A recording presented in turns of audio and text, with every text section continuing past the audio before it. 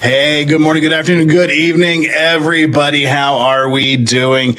It is time. It's time for a new trial. I've been keeping this one a little bit close to the vest.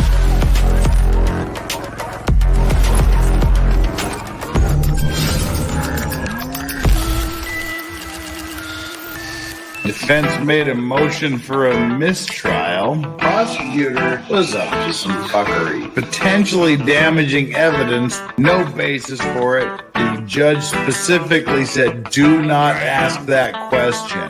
Do not use that as evidence. She walked right down the path and asked the question. It may be over on Tuesday morning. Batman Bruce Wayne bitch snitch. Gerald Brooks, your constitution does not apply to me because I'm a sovereign citizen, a traveler on the land. I'm from the Mauryan Empire or whatever, bitch snitch. Because they're so fucking absurd. If you want to be a sovereign citizen, just do yourself a favor first. Go to YouTube here and just get every sovereign citizen that's ever been before. Find me one that won. God dang, you're right. Don't go down this. It's not the path. Don't have time for stupidity. Some clever dick on the internet didn't find the great loophole in all of the world's law. Bitch snitch. God dang, you're right.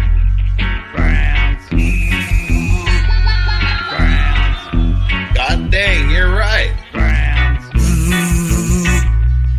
Traveler on the land. God dang, you're right. Moorish Empire. Traveler on the land. Bitch snitch. Moorish Empire. God dang, you're right. Traveler on the land. Bitch snitch. The late evening U.S. people.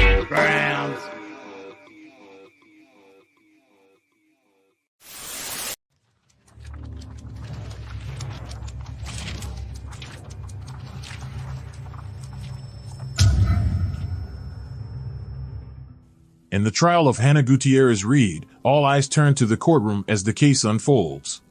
Halyna Gutierrez Reed, the armorer on the set of the film Rust, faces charges related to the tragic shooting incident that took place during production.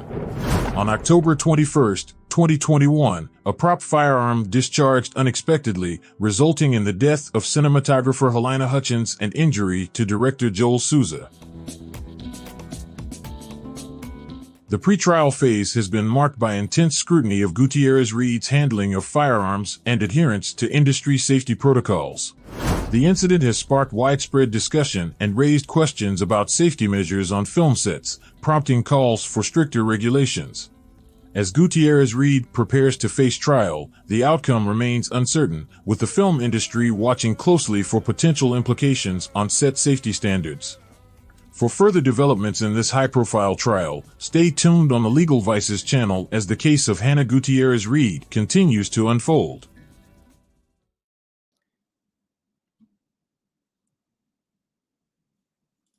Hey, good morning, good afternoon, good evening. How are we? I couldn't help it. I had to throw this up. Welcome, everybody. That's going to be one of the ultimate internet, if you know things. How are we? It is Monday. We are set for a Monday trial. It is Halyna Gutierrez Reed. She's on trial for her involvement in the Alec Baldwin shooting and killing of cinematographer Halyna Hutchins on the set of the movie Rust. Trial is supposed to start in about 21 minutes. So we're going to do a little bit of a background, do a little bit of a chat with you. If you're just here for the trial and don't want to hear the recaps, if you don't want to deal with the chit chat and the banter with chat, jump ahead about 20 minutes.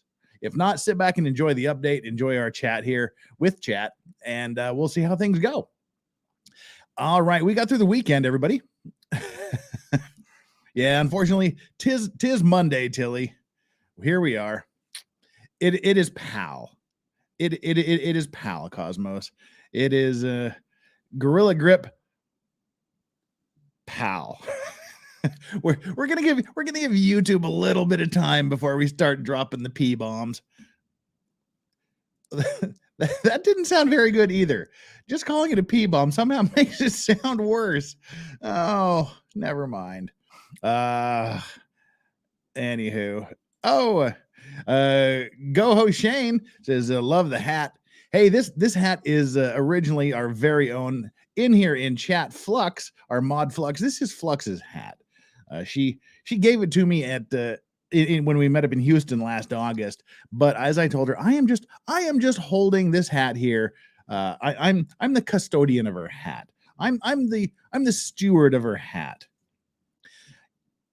You know, it's me. You know, it's me. You know, I'm just like sitting in Gondor, eating some really overripe fruit, going, yeah, I hope Flux doesn't get her hat back. I don't want to give up the throne. So yeah, I'm sort of the steward of Gondor for her hat. So thank you very much, Hat Flux, for letting me take care of your hat. Flux, she keeps insisting it's my hat, but this is such a way cool hat that I could never take ownership of it, just stewardship in perpetuity. So thank you very much, Flux. All right, I don't even know where to start with this. So let's do all our little housekeeping stuff, get that out of the way. We've currently got, how many peeps we got? We got 400 people here waiting. Again, trial should be starting in about 19 minutes. We'll keep seeing how it's going.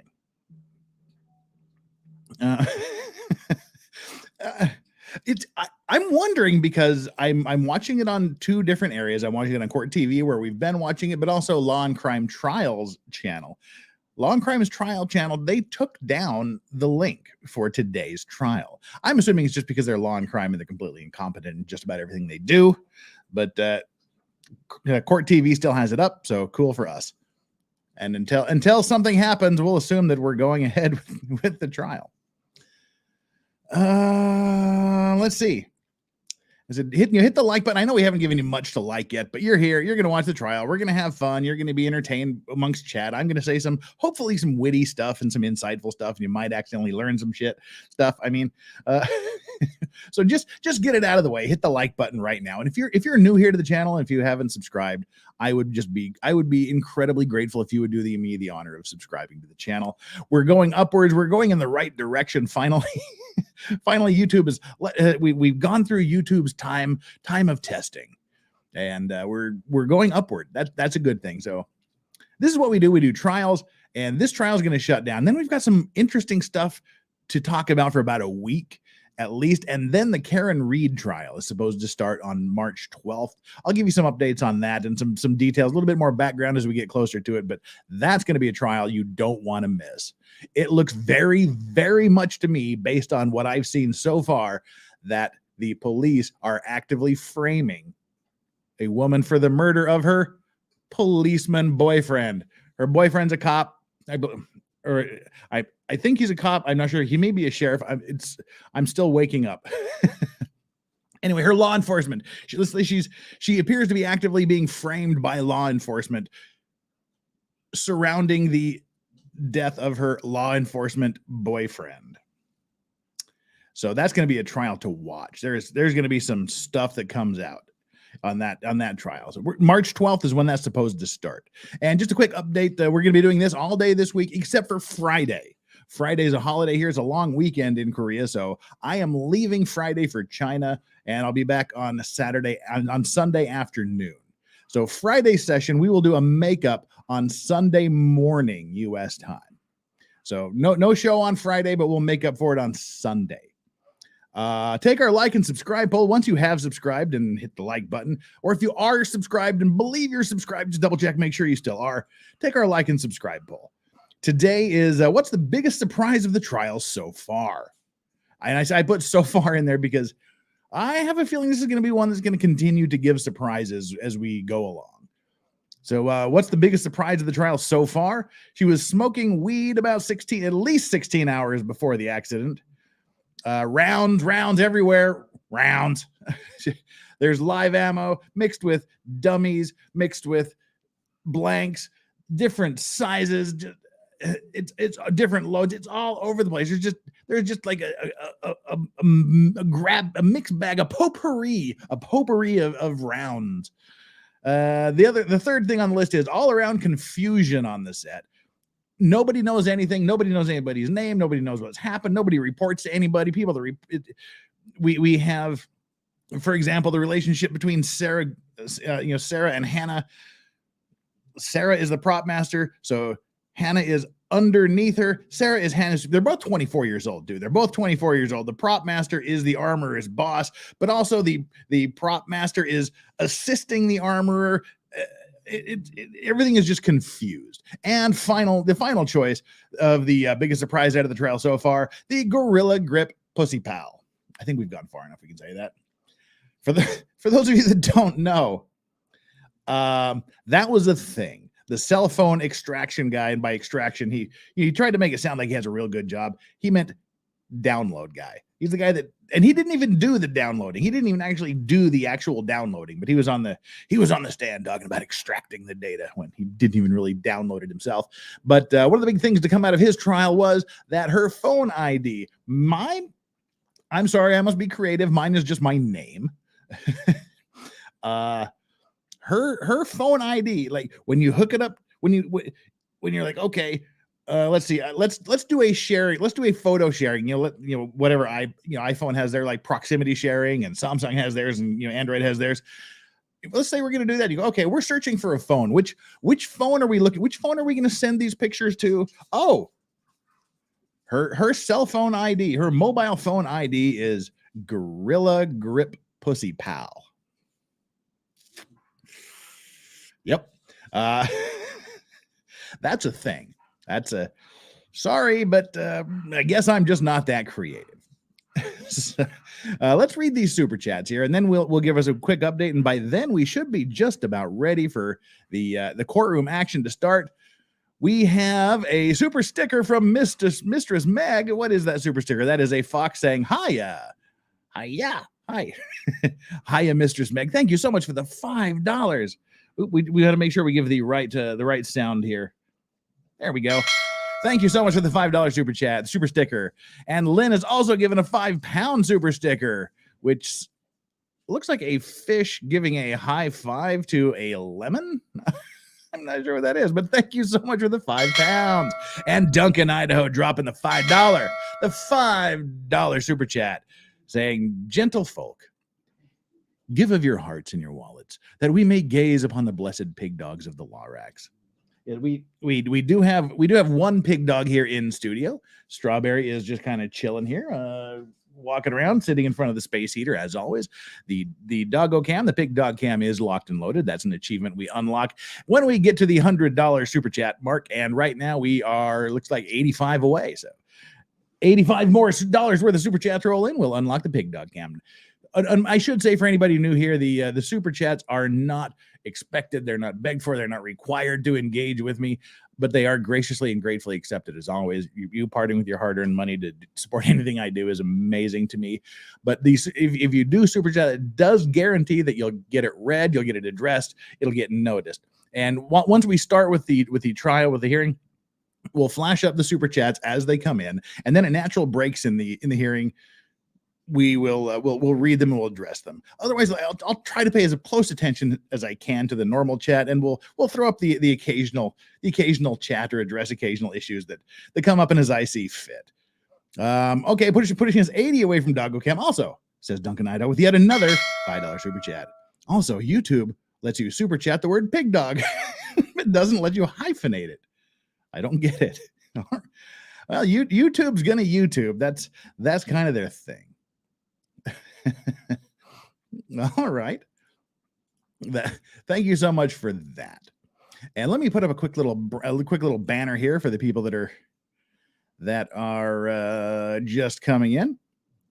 Let's see. Waiting for court to start at the bottom of the hour.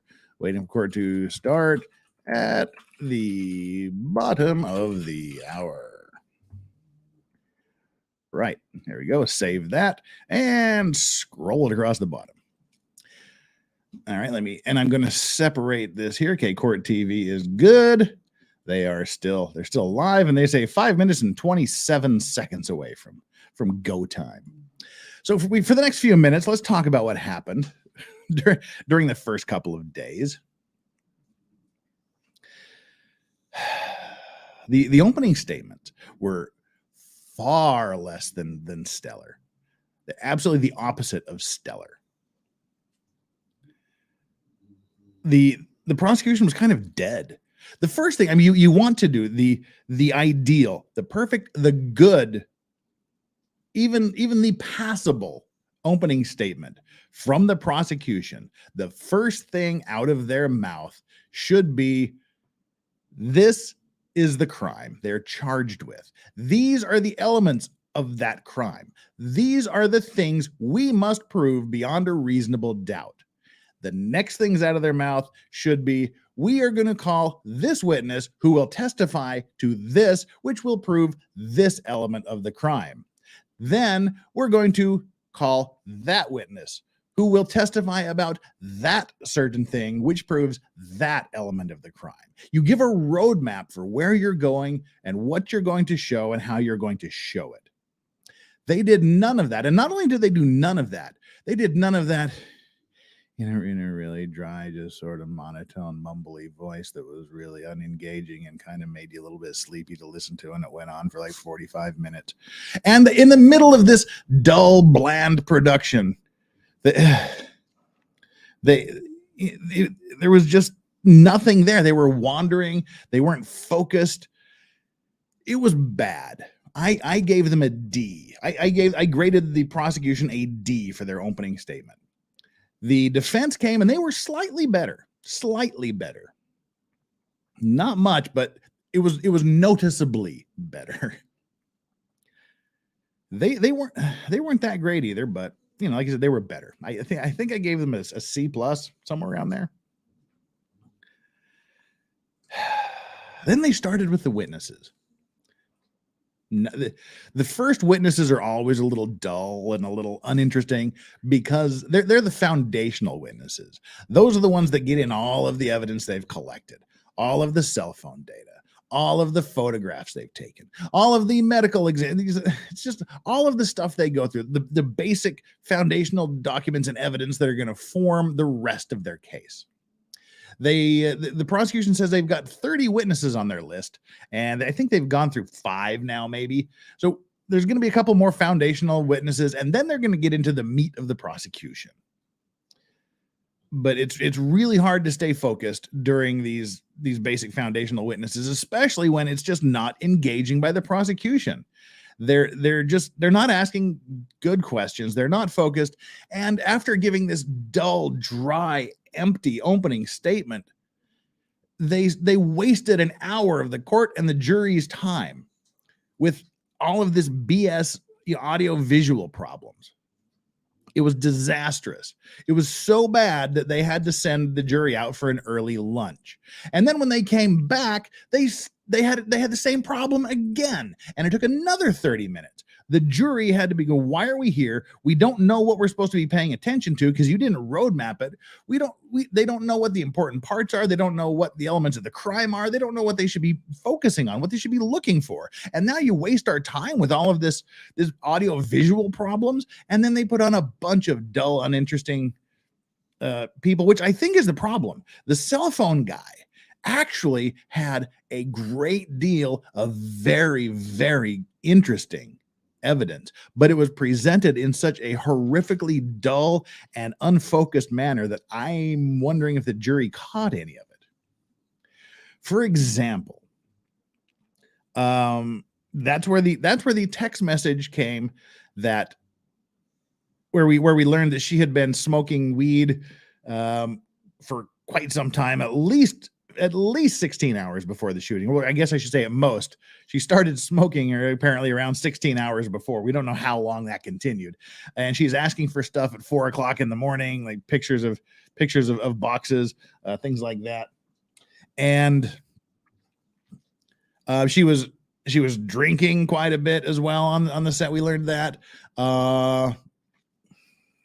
We got to see a lot of what we would normally never, ever see in a trial. We got to see some private and privileged communications between a client, Halyna Gutierrez, and her lawyer, Mr. Bowles.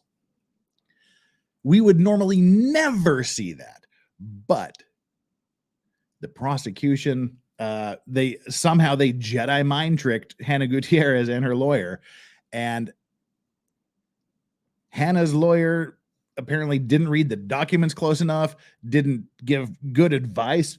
He made a mistake. He made a major mistake in that Halyna Gutierrez voluntarily signed a document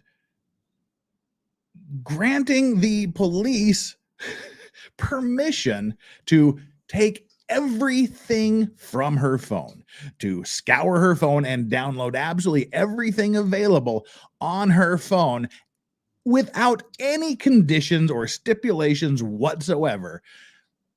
So they're allowed to download things from her phone. And anything they download from the phone can be used as evidence against her in the trial, according to the document she signed. It's without restriction, without limitation. They can download and use anything on that phone. Well, that phone included hundreds of text messages with her lawyer, where she's talking about doing some dumb stuff. So yeah, that was huge. That is a huge mistake on the part of the defense. And that's something they got to live. So that's why during the cell phone guy's testimony, we got to see some communication that you would almost never, ever see in a trial, because it's protected by attorney-client privilege. But Hannah waived it by signing that damn document that her lawyer didn't stop her from signing. Duncan Idaho and all the nudes, you know they were there. Yeah. That was a bad move. And also some things we got from a cell phone guy, like I said, other than learning that her cell phone ID is Gorilla Grip Pussy Pal. Other than that, of course, is who she talks to, who she communicates with. And I think they said like 12,000 pages of documents or something. I mean, just there's so many texts to so many different people, and we're gonna get to see a lot of those, I think. Then they had the production the production unit coordinator woman. She seemed to be a straight shooter. She was fair. She didn't seem to be biased towards one side or the other. She answered the questions, I think, as openly and accurately and honestly as she could. So she gave some statements that were good for the prosecution. She gave some that were good for the defense. I mean, for example, she was talking about the different accidents that happened. There was an accidental, or as I like to say, negligent discharge of a rifle. There was, in 10 minutes after that, there was the negligent discharge of a pistol. And then on another, this was about like 5 days before the Halyna Hutchins shooting. And then a couple of days removed from that, there was a special effects, a prop squib, and a little explosive device that just kind of went off by itself. So there was 3 of these pew pew bang bang malfunctions. And they brought, which is not great for Hannah, because she's supposed to be stopping those things. But we also learned that she may have asked someone else, other than the witness, for additional time as an armor, because the prosecution asked one question: did she ever ask you for additional hours as an armorer? And the witness said no. By the way they asked that question, did they ask you rather than did she ask anyone, implies to me that she may have asked someone else for additional hours. But we know she did, because that's all in the OSHA report, and that's all it's definitely going to come in on the defense's case in chief. But where I think Seta, that's what I'm getting to. That's exactly what I'm getting to right now. But the defense, I think, dropped the ball in a big way on that point, because on cross-examination, they could have clarified 3 things. 1, when there was that rifle discharge, she was in the bathroom.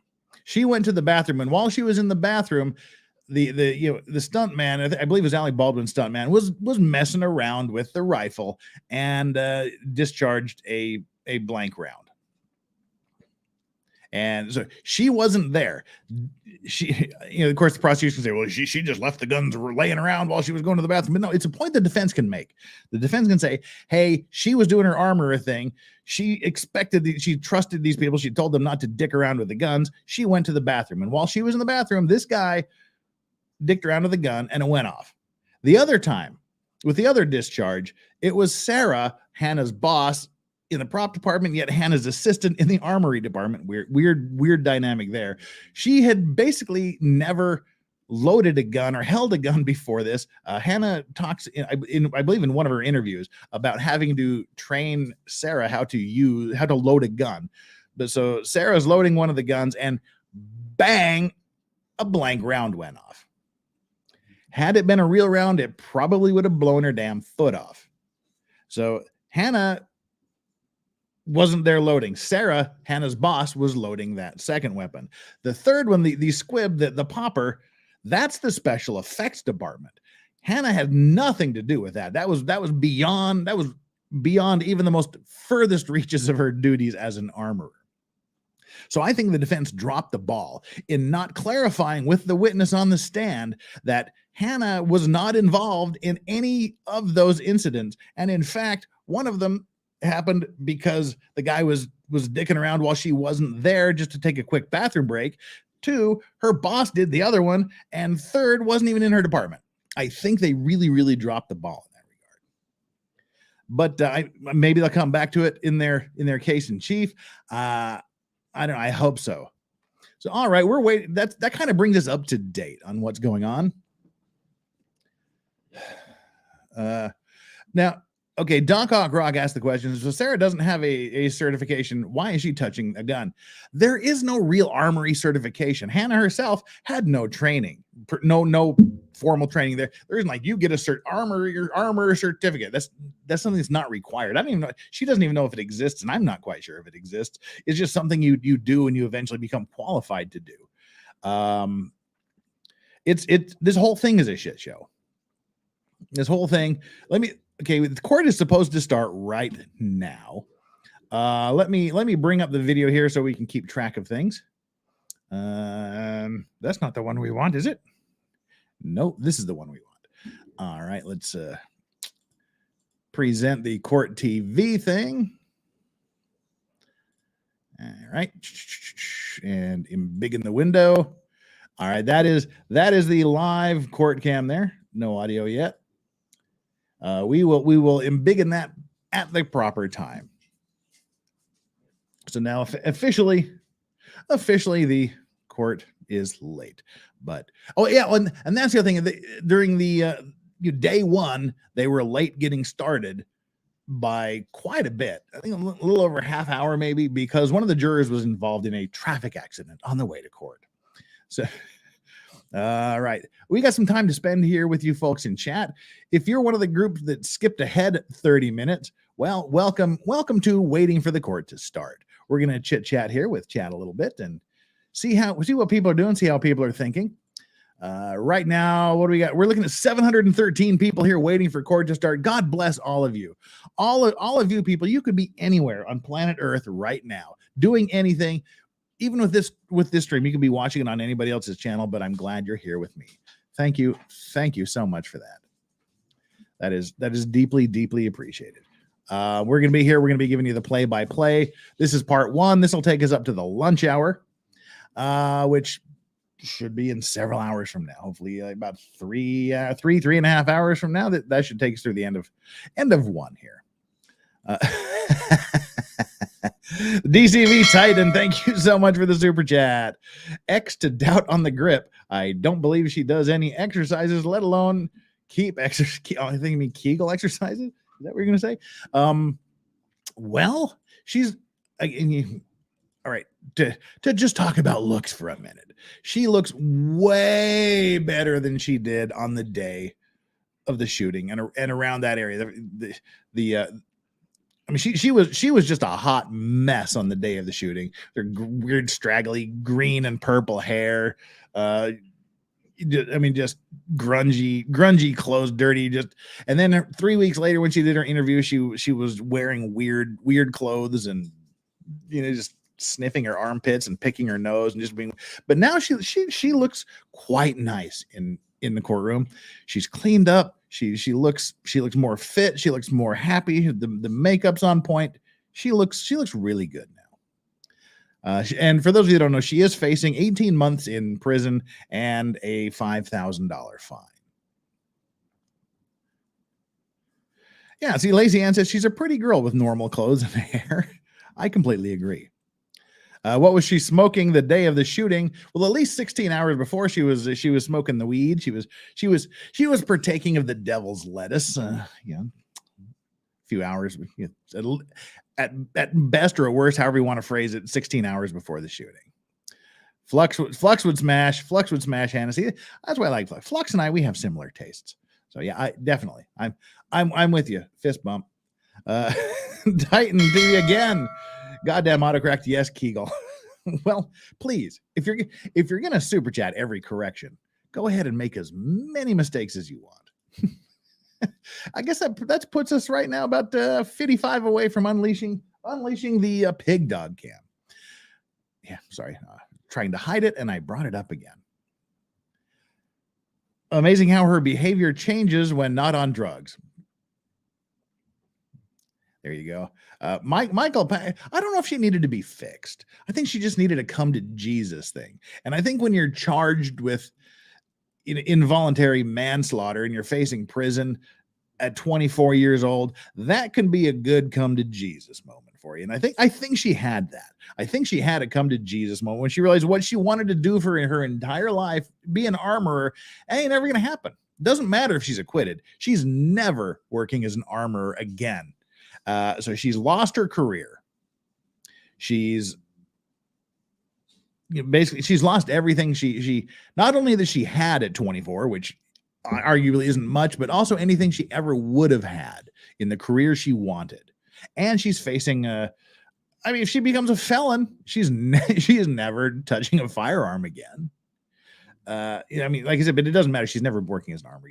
I think she just had a good old fashioned, I fucked up my life. Not irreparably, but it's back to square one. She's going back to zero and starting her entire life over again, which may be good for her. I don't know.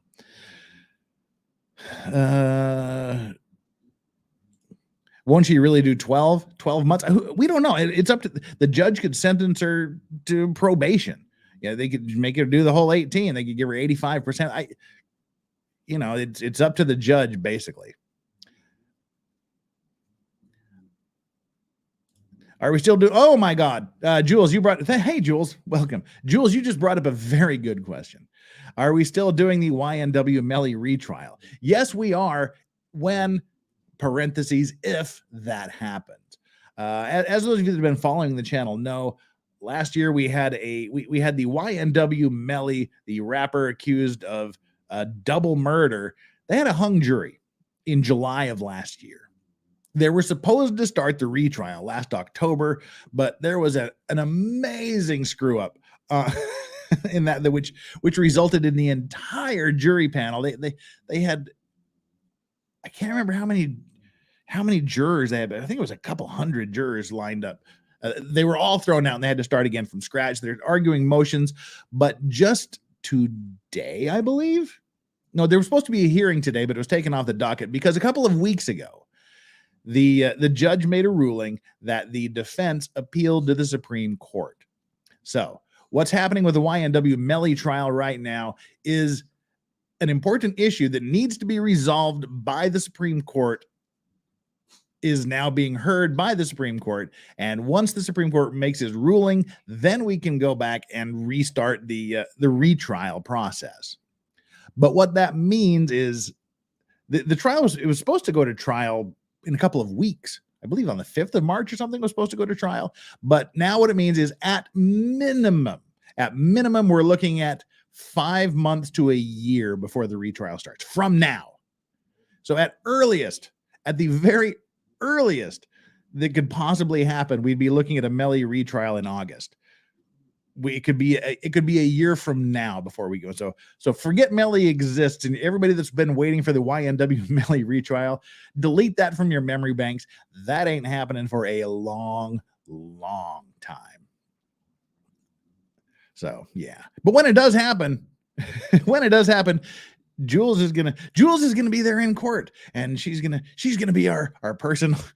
What could possibly go wrong? She's gonna be our person in court to give some updates from what's happening in the courtroom.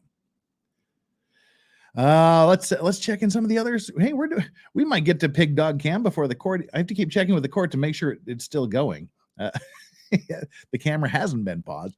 We might get to Pig Dog Cam before we even get off the ground here. And Duncan, Idaho, thank you so much for the $10. I'm betting Baldwin doesn't see 1 day of prison sentence. That slimy worm. I think he's the guy ultimately responsible here, not the stupid, inexperienced kid he could bully around. Well, see, that's the interesting thing. I agree that he is the person who is ultimately responsible. He's the one that pointed, and regardless of what he says, he pulled the trigger. He says, I didn't pull the trigger, it just did its thing. The gun just automatically pulled its own trigger. We all know that's bullshit. Alec Baldwin's guilt, to me, is one of the most slam dunk textbook cases of involuntary manslaughter or negligent homicide, whatever you want to call it. This is a textbook case. I don't see any way Alec Baldwin is found not guilty. Let's assume he's found guilty. I hate to say this, but I think I agree with you, Duncan, Idaho. I don't think he serves time. He should serve every goddamn day of a guilty sentence. Zero tolerance for firearms accidents, firearm negligence, mishandling of firearms. I have zero freaking tolerance for that. He should, if he's found guilty, he should serve every damn day of the maximum sentence, because he is the one person that he was the final barrier to stopping, literally, to stopping the bullet before it went through Halyna Hutchins and into Joel Souza. He was the one that took it. He was the one that didn't perform a final check, which, regardless of what anyone thinks, he should have done. He was the one that pointed it at Halyna Hutchins. He was the one who pulled back the hammer. He's the one who, again, regardless of what he says, pulled the trigger. He should be absolutely liable. But he should be ultimately liable, yes. But there are also other people in the chain that should also, I think, be found liable. And I think Hannah's one of them. It's sad. It's unfortunate. She's being used as the scapegoat in all of this. But I think she does need to pay here. But that's just my own personal view. Oh, this is a good time to mention this, because when we're doing the trial thing here, we have to remember to keep, this chair is so comfortable, I keep sliding down. We have to remember what our personal thoughts are have nothing to do with the outcome of the trial. It's what the prosecution is able to prove and what the defense is able to raise doubt on. The prosecution has to prove each and every element of the crime. What that elements of the crime are, we don't know yet, because the prosecution hasn't told us. So, which I think is just stupid and ridiculous of the prosecution for not giving us the elements of the crime in their opening. But the prosecution has to prove their case beyond a reasonable doubt. The defense, they don't have to prove anything. They don't have to say a word. But it seems likely, and it's virtually certain, that they will present a case designed to cast reasonable doubt on the prosecution's theory of the case. So what I think she should be found guilty. I think there is sufficient evidence to find her guilty, but I'm looking at this through the lens of the court. If it's not introduced as evidence, it didn't happen at this point. So now I have to base my judgment on exactly what I see during the trial. That's the only thing. What I know outside of what's presented can't enter into my thinking. So we're going to look at this from how might a juror, and again, I know being a lawyer, don't see things the way a juror would, but I in my head I try to, but I would see things differently than a normal juror, but I'm going to try to see it through the eyes of a normal juror. And we'll see how it goes. We'll put up a couple of guilt innocent things as trial goes along, just to see what your thoughts are.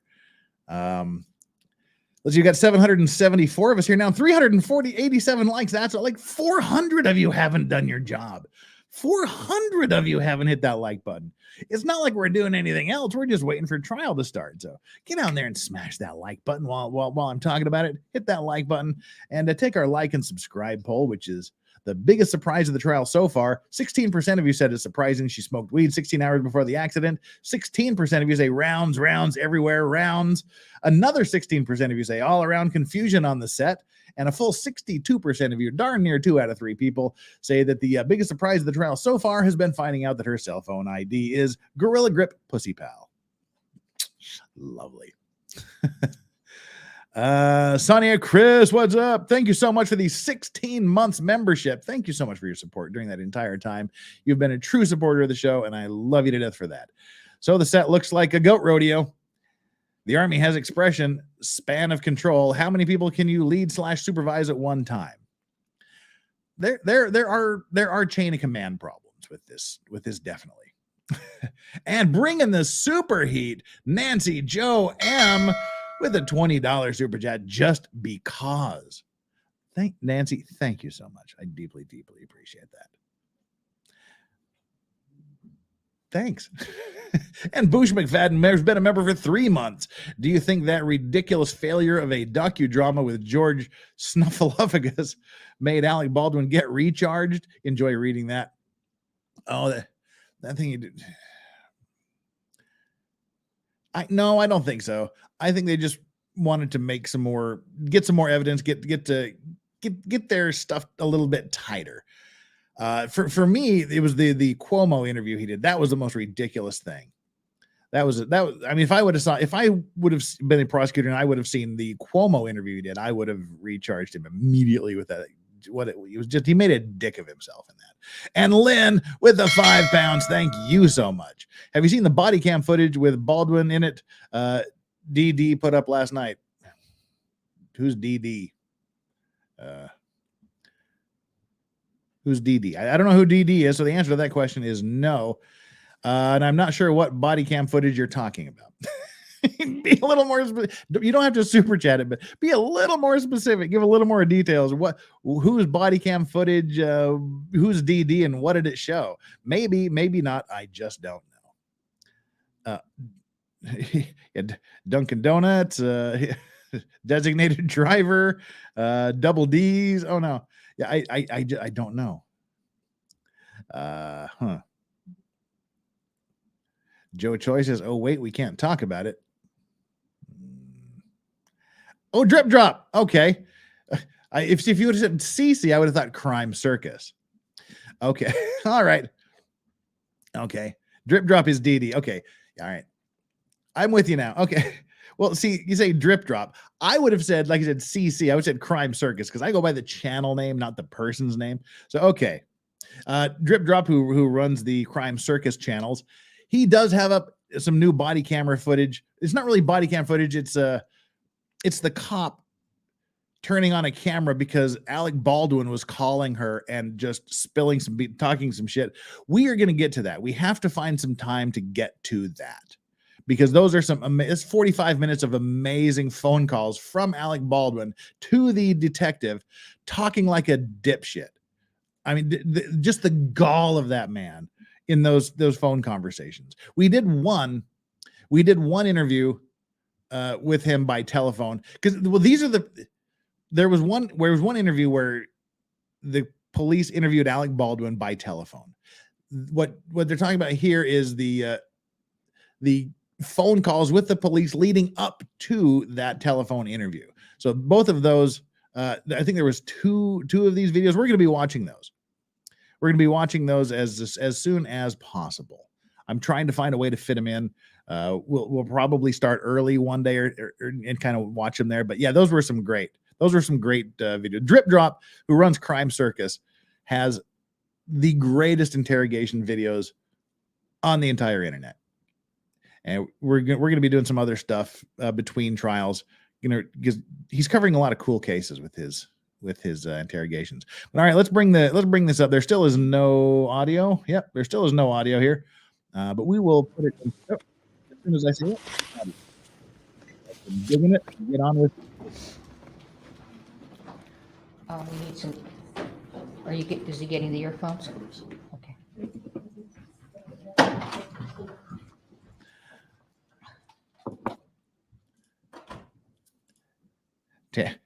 Tammy F says, doesn't Alec always make a dick of himself though? Yeah. Oh, but no, just the way he was talking to the police, the way he was throwing out theories. He could not throw Hannah under the bus with the police fast enough. It was ridiculous. These phone calls were bad. D101CR 2023-40, State of New Mexico versus Hannah Gutierrez. Party state their name. Terry Morrissey and Jason Lewis on behalf of the State of New Mexico. Mr. Lewis has stepped out. Good morning, Jason Bowles, Monica Gutierrez, Carlos Cisneros, are here with Ms. Gutierrez. Cisneros is the one that we've been saying looks like is this Amy your next Winehouse. witness? She's the paralegal for Bowles.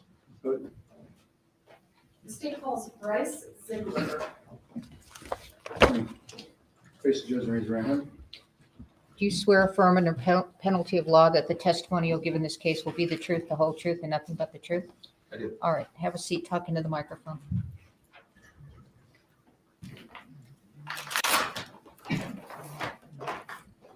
Mr. Ziegler,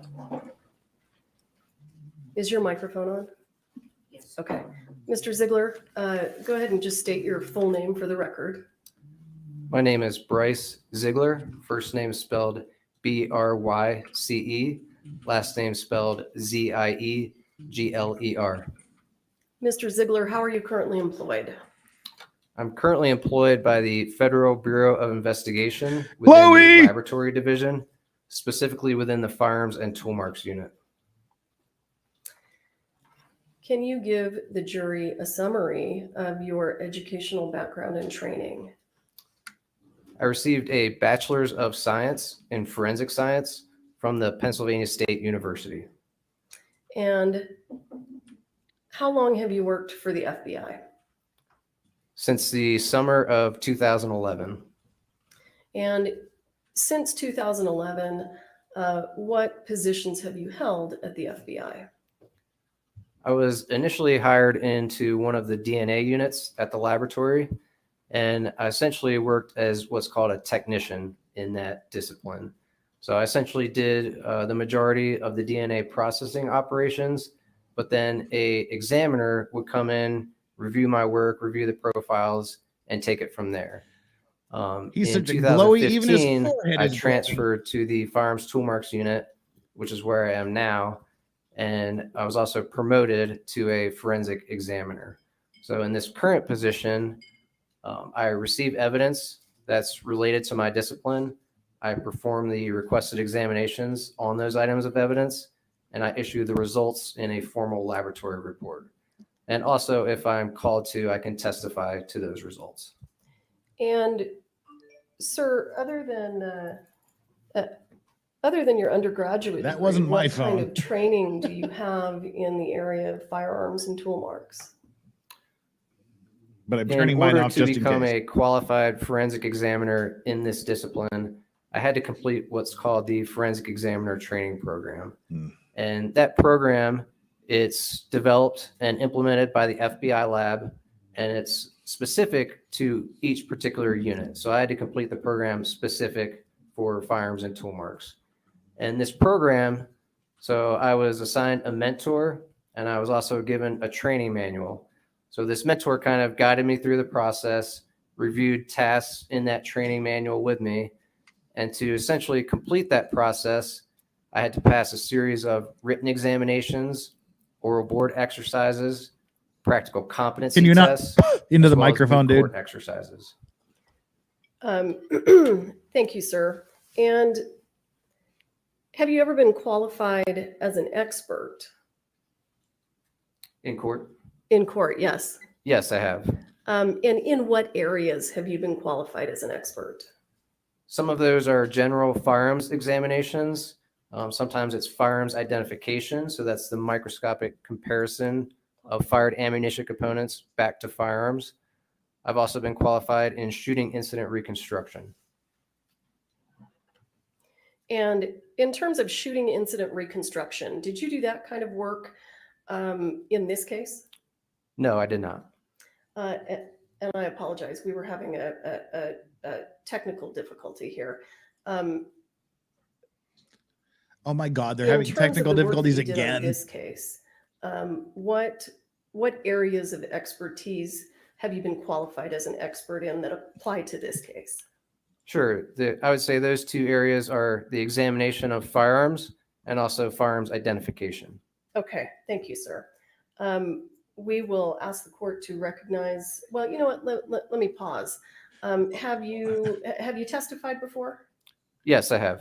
This is And audio have you video been qualified chat as an back expert here. in other courts? Yes, I have. And how many other courts have qualified you as an expert? 13. And are those all federal courts or state courts? 10 of those are federal, 3 were state. Okay, thank you. I would ask the court to recognize Mr. Ziegler as an expert in firearms examination and firearms, Identification. thank you, identification. All right. You are recognized as an expert in examination of firearms and firearm identification. Now, it's okay, thanks, you can have a seat. In this particular case, Alec Baldwin is nothing but were a you coxicle? What deranged lunatic? provided certain Thank items you of so evidence for much. testing. Yes, I was. And approximately how many items of evidence were you provided for testing? Oops. Day 3. I have the banner It's wrong. difficult to approximate because I was given a certain number of item numbers, but those item numbers may have, for example, 30 cartridges. So I believe that item numbers, I would say maybe around 50 items. But again, that could mean a much larger set of items. Oh. Were you provided a firearm to examine in this case? Yes, I was. And did you have any understanding where that firearm came from? I don't have personal knowledge of where the items of evidence are submitted from. They are generally submitted with some information that gets populated into our laboratory database. So I do have a description of that. That information gets populated into my lab report, but I don't have direct knowledge of where those items came from. So what was your understanding, and I appreciate your qualification there, what was your understanding of where the firearm in this case came from that you administered some testing on? So in this case, it was just labeled as a revolver. There was no description as to, for example, no address where that firearm was collected from. You weren't given any information about whether it was collected from a movie set or whether it was a prop being used by an actor? Your Honor, I'm going to object to leading. Actually, I don't think that is leading. Well, let the judge decide if it's leading or not. Oh, the I don't judge have that decided it's not information. over. It's not Okay. leading. I'm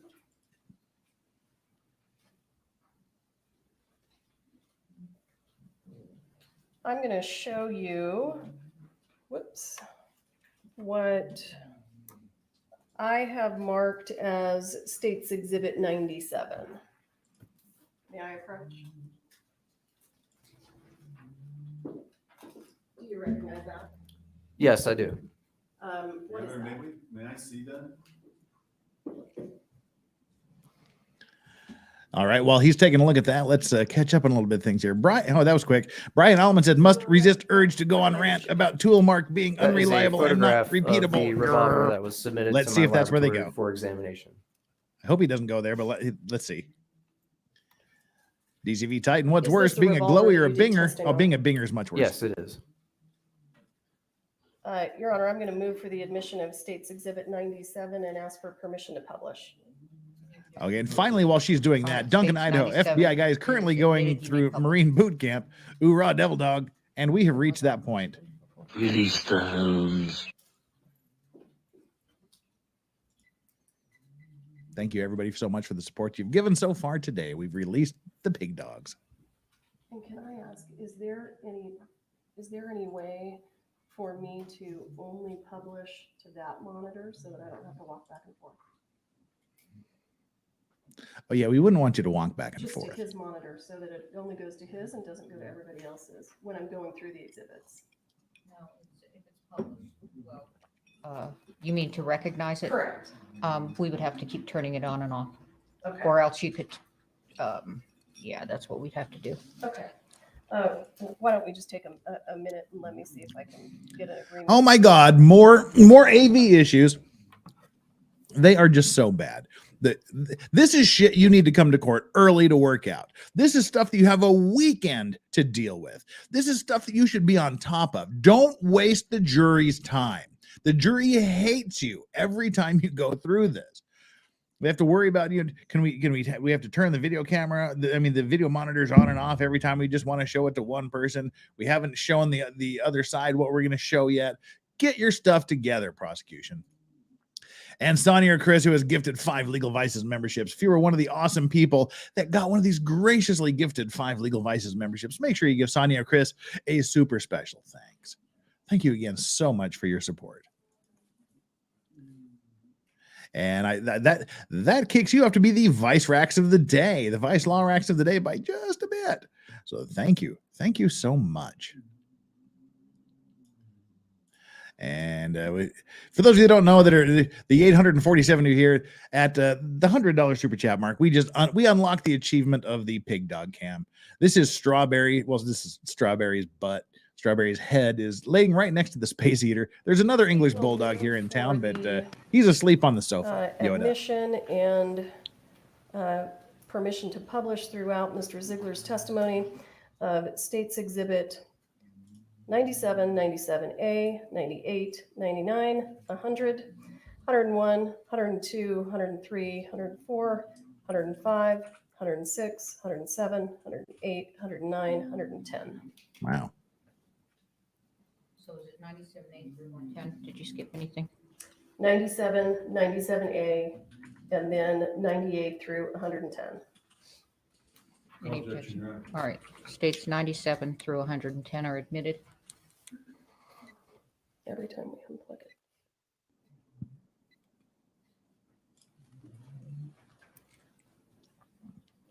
All right, Mr. Ziegler, can we go ahead and put it up on the screen?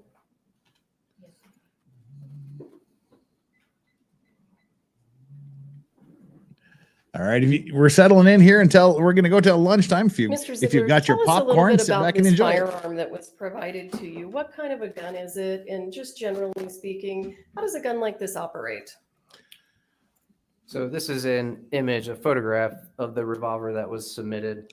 And this is a single action revolver. So that means that the hammer must be manually cocked by the shooter every time that the shooter intends to fire. So some revolvers, if you pull the trigger, it will do the work of cocking the hammer for you and releasing the hammer. This type of firearm does not have that ability. The shooter must physically cock the hammer each time. Is this a touchscreen by chance? Ooh, So to point out a technology. few key areas of this firearm, the portion on the left, don't believe him. He's going to come help you.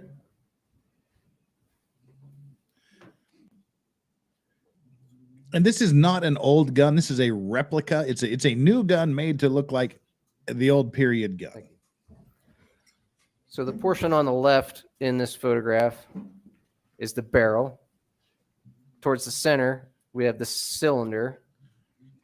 This back portion here is the hammer. We have the trigger near the bottom. And this wooden piece is the grip. So this is where you would hold the firearm. Clear this out.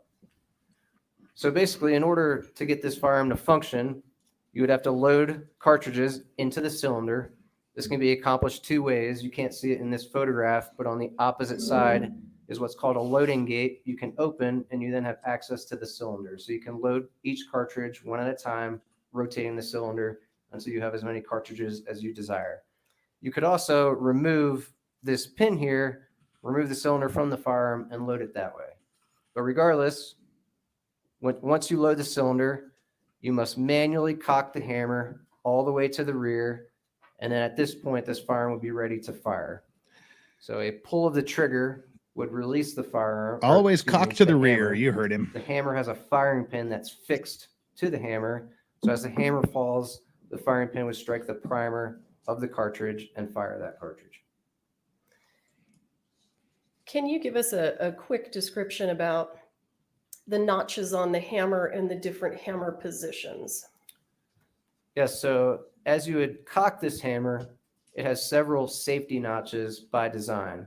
So as you cock it, you're going to hear a series of clicks, and those are the safety notches. So as you start to cock it, you're going to hear your first click. That's the quarter cock Quarter notch. cock. Yep. If you continue to cock it, you'll hear your second click. That's the half cock notch. And if you cock it all the way, you'll hear the third click, and that's when it's in its fully cocked position.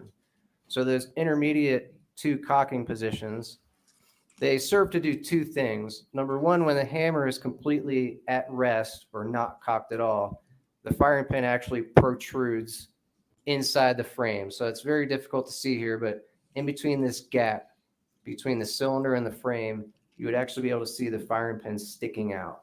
So as you start to cock it, it starts to remove the firing pin from protruding. So we don't want the firing pin making contact with the cartridges when we don't want it to. So it starts to retract the firing pin.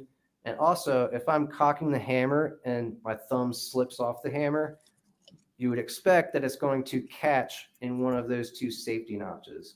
So this is to prevent the hammer from falling unless you want it to. So really, this firearm is only designed to fire when the hammer is in its You're welcome, fully Jules. cocked position. In terms of well, let me ask you this: the half cock notch. So that's going to be the second click that you hear when you're cocking the hammer. Is that correct?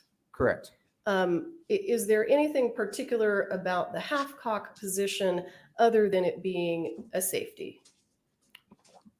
Can you elaborate? Sure. What position does the hammer have to be in order to load this gun with ammunition? I understand.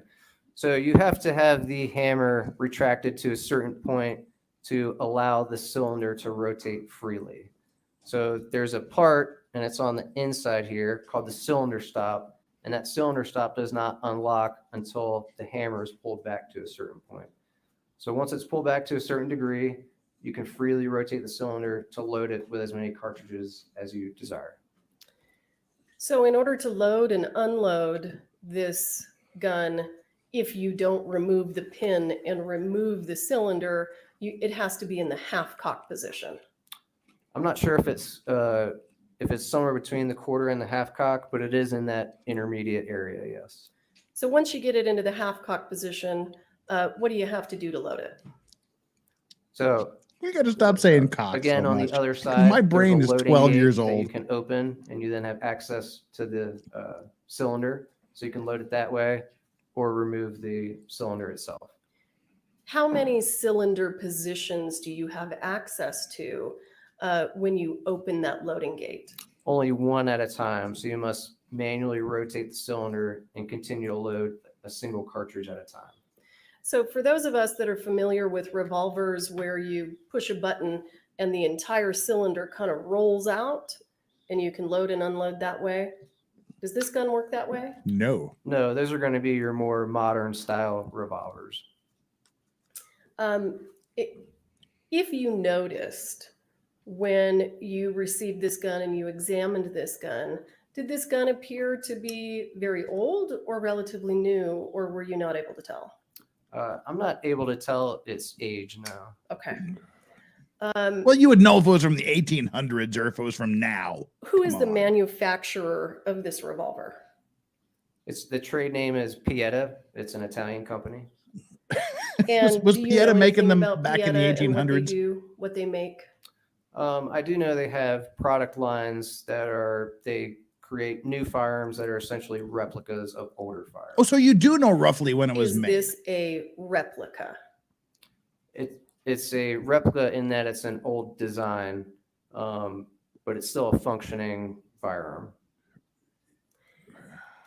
Now, if the hammer, let's talk about kind of hypothetically. Let's assume that this gun is fully loaded with live ammunition. And we have the hammer in its resting position, so it's fully down. Is that the position it's in this photo? Yes, it appears so.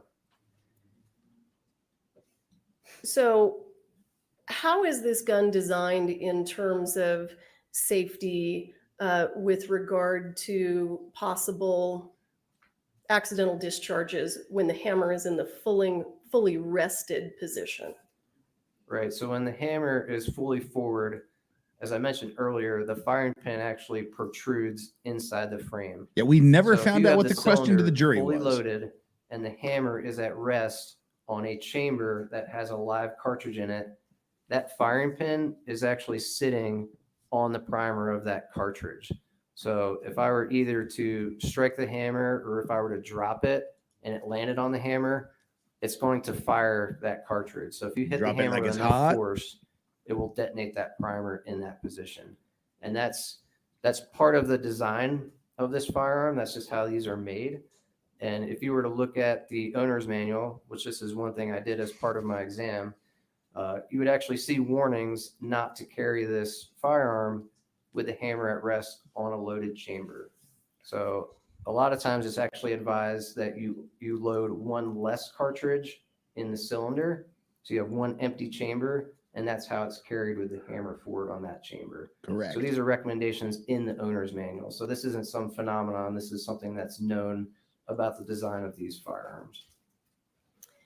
And what kind of testing did you perform on this firearm?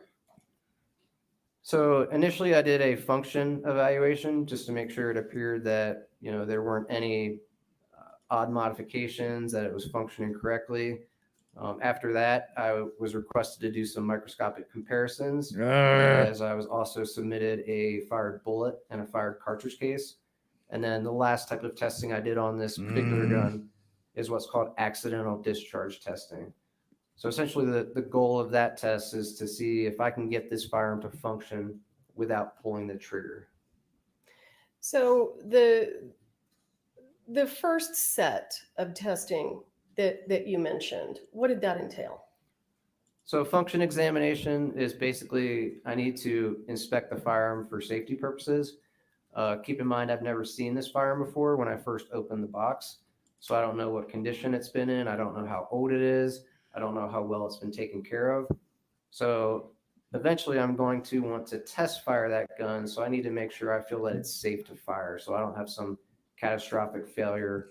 I was going to say that. He's the guy that broke it. Once I determine that it is safe to fire, I will physically take the gun to one of two locations in the FBI lab, and I will load it with ammunition from the laboratory and actually test fire the gun. And did you test fire this gun? Yes, I did. Approximately how many rounds of ammunition did you fire out of this gun? May I refer to my report? Sure. Sure. Better be a lot. Like a lot. Don't say 2.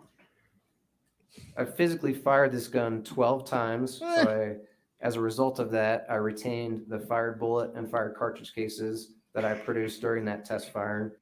And I also collected some other cartridge cases as a product of the testing that I did. So these would be cartridge cases that I collected during the accidental discharge testing. And the rounds that you fired, the 12 rounds that you fired out of this gun, were they evidence rounds, or were those rounds that were supplied by the FBI? They were FBI cartridges, and then once I fire them in the evidence firearm, they become what's called secondary evidence. And essentially, if I have to you mean bullshit conduct evidence, right? Comparisons at a later point, that secondary evidence, they now become my knowns. I know they came. We'll talk from that about this in a firearm minute, because I Lacey physically Ann. shot it and collected those items. All right, thank you. Yeah, we'll talk about it in a minute. Tell us about the second group of testing that you did. Right, that was the microscopic comparisons. So again, I was submitted a fired bullet and a fired cartridge case. And essentially I was asked to determine if, in my opinion, I could determine if those two items were fired by this particular revolver. Okay, and let me back you up for a moment. Did you examine rounds of ammunition as Rounds. a part of your forensic examination in this case? Yes, I did. And did you examine dummy rounds? Yes, I did. Did you examine live rounds? Yes. Did you examine live rounds? Well, did you examine live rounds that you understood to be provided by someone named Seth Kinney? Yes, there were some cartridges that were submitted and they were declared to be live rounds as they were submitted. Did you examine live ammunition that came from a location that you were notified was 126 Monroe Street? Your Honor, I object to leading. I'm not leading, Eh. I'm just asking him a direct question. Yeah, I know. May I review my... Sure. Thank you. That was kind of a reach by the defense, but it could have just been to try to break up her flow. But he's not really saying much well, MG says that's leading. Yes, but I don't Yes, think it was do have some, objectionable item levels of numbers leading. that have that address in their item description. Did you also examine live ammunition that came from the set of the movie Rust? Yes, I did. And when you examined that ammunition, what did that entail? So the evaluation of the ammunition kind of took place in a couple different phases. So first, I just looked at the physical characteristics. So I evaluated its appearance from the outside. And based on that, I started to segregate these types of ammunition into groups just based on their physical appearance. So I could put them into groups. For example, some of them appeared to be live cartridges. So I had that group. Some of them appeared to be dummy rounds. And so they may have some physical visual clue that they may be a dummy. So for instance, some of them had holes drilled into the side of them. So I could look into the cartridge and see there was no powder present. Some of them, when you shake them, there are actual BBs inside. So that produces an audible indicator that even though this looks to be a live cartridge, in reality, there's nothing on the inside. So I can shake it, and that's another indicator that that may be a dummy. There were a series of blanks, which a blank does not have a bullet. It still has a primer and gas, but it's not meant to actually fire a projectile. So I started to form these groups just based on their physical characteristics. I then x-rayed all the ammunition because I could hear some of these cartridges it sounded like BBs inside when you shook them. So I wanted to get an idea of just a picture of what was going on inside these cartridges. So again, I took those two pieces of information, sorted them into groups, and then eventually I worked with the contributor to determine which of these cartridges actually need to be disassembled. So we can take out the bullet and we can look inside and see, is there any powder present? Does it look like the primer is active or not? So those were kind of the three phases to sort of determine which categories these cartridges actually fell into. Okay, and quickly, I'm going to jump you to the accidental discharge testing that you did. Can you summarize for the ladies and gentlemen of the jury what that accidental discharge testing consisted of and why you did that testing? Right. So again, accidental discharge, its goal is essentially to determine, can I fire this firearm without pulling the trigger? That's kind of the end goal. And the way we do that is the test is designed to simulate the firearm being bumped or banged into something, just being jostled around.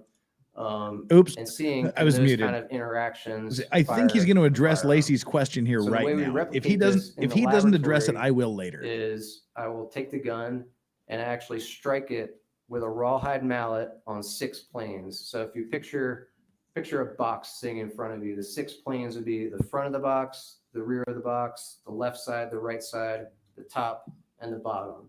So those are the 6 planes. So if you kind of picture the revolver and picture how those 6 planes work around that gun, I'm going to go around and strike the firearm in all 6 of those planes with a rawhide mallet. Again, trying to determine if it will actually fire without me touching the trigger. And specifically, when you're striking the firearm, are you striking the hammer? That was a part of the testing that I did, yes.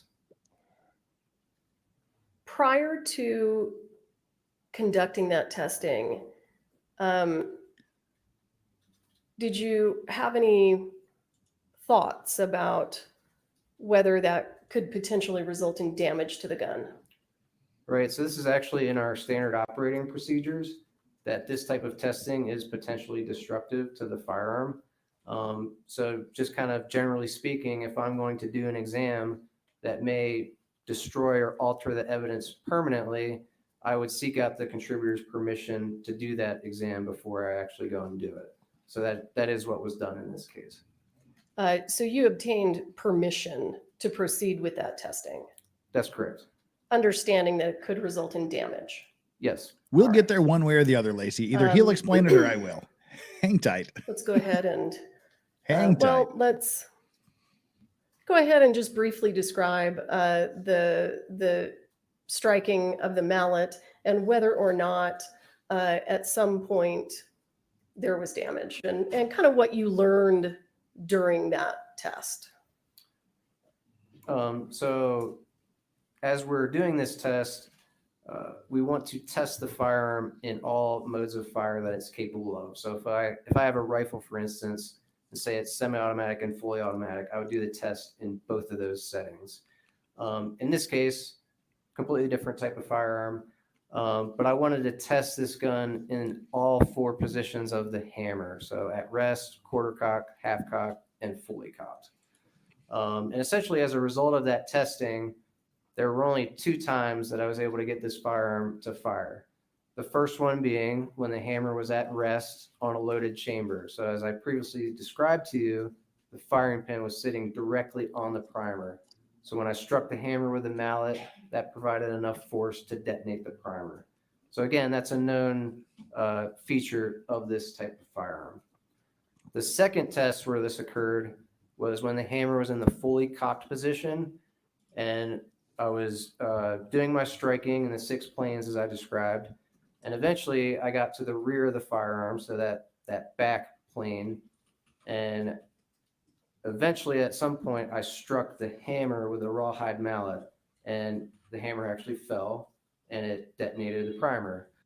So what happened was some of the internal components Turn of the off your firearm cell phone, actually whoever. broke to allow that hammer to fall and fire the primed cartridge case.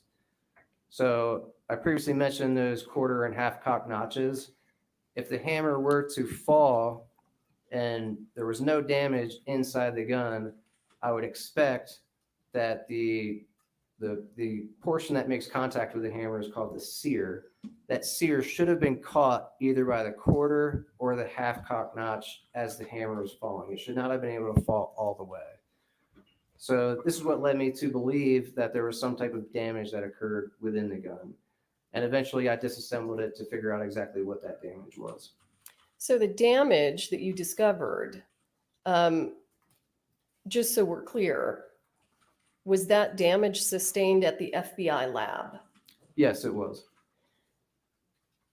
Based on the testing that you did, when this gun was received by the FBI, was it in proper working order? Yes, so the first exam I did was the function exam. So again, that's making sure it's operating correctly and that it hasn't been modified. During that test, I also examined the safeties. So as it was received in that condition, when I went through the function evaluation, everything appeared to be operating correctly. So it It's very important that he normally as said it was designed. functioning and not modified, because Alec So you Baldwin were was able to suggesting make it may have fire been in the modified. resting position, correct? That's very That's important. correct. And then did you put it in the quarter cock position? Yes. And did you strike it with a mallet? In that particular case, for the quarter as well as the half cock, I did not need to do the mallet testing. What kind of testing did you do? So Yeah, the I'm quarter a and lawyer. half cock Yeah. notches are not designed to essentially lock the trigger, put your firearm completely in a safe setting. So again, they're designed that if your finger slips off the hammer, it's going to catch it. So in this type of gun, if your hammer is in either the quarter or the half cock, you can actually squeeze the trigger, and if you squeeze it hard enough, it's going to cock the hammer enough that it releases. So you can still make the hammer fall, even though it's in these two intermediate safety positions. Waiting for the hammer to if you apply fall. sufficient pressure Sorry. to the trigger. Queen. So Queen.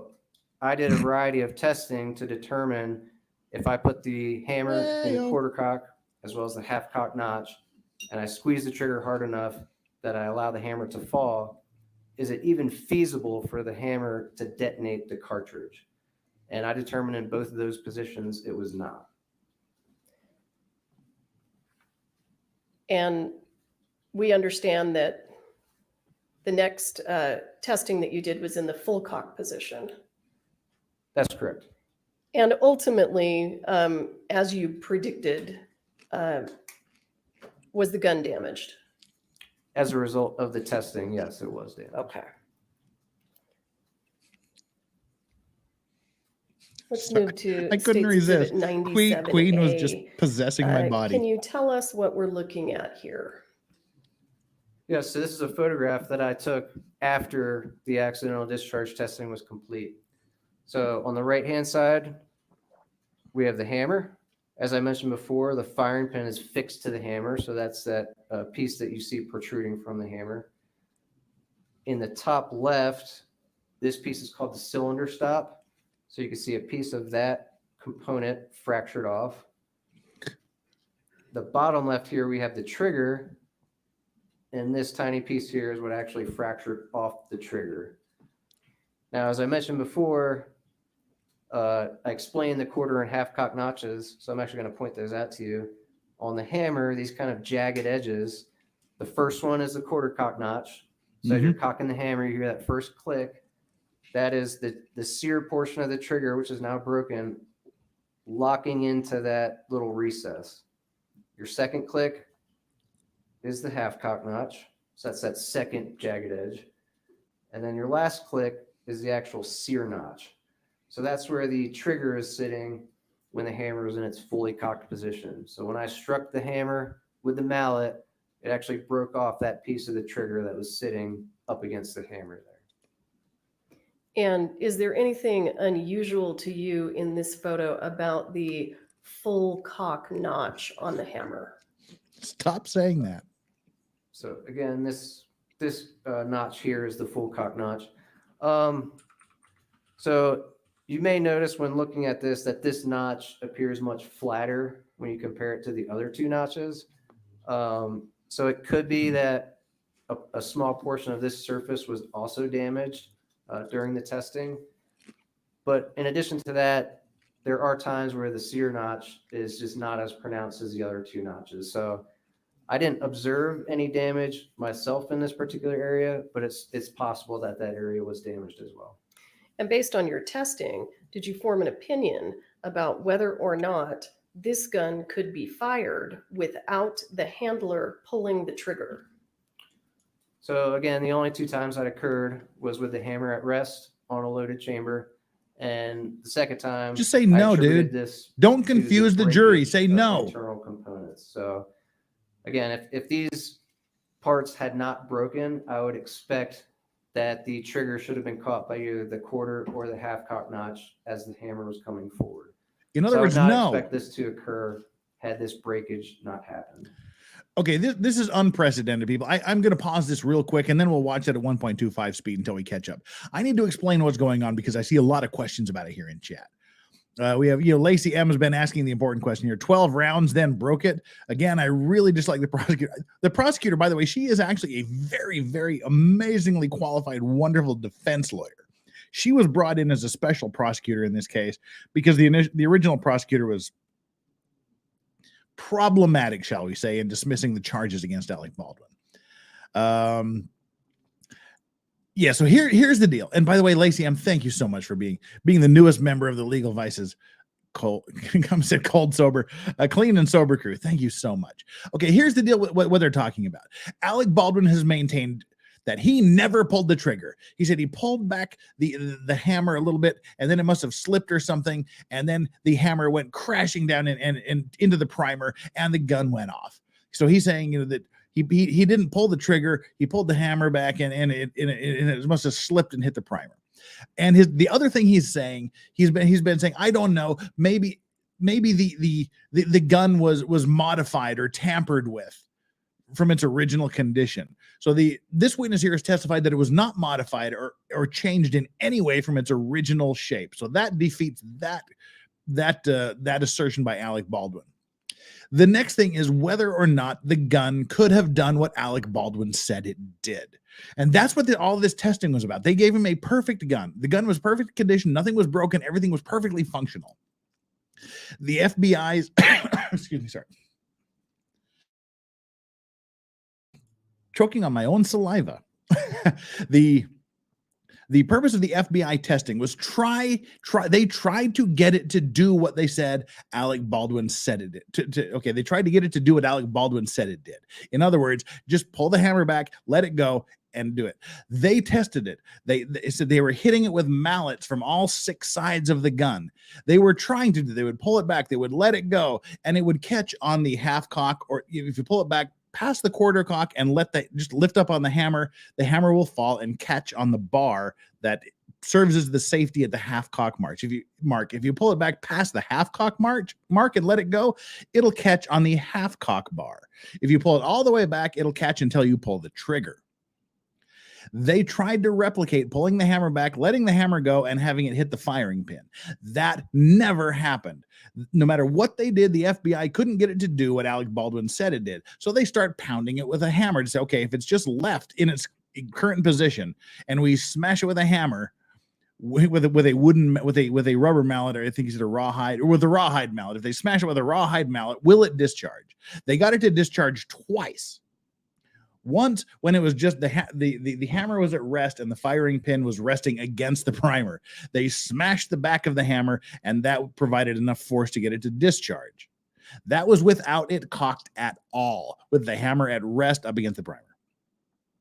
The other time they got it to misfire was when the hammer was pulled all the way back and they smashed it with a mallet so hard that apparently it broke the weapon.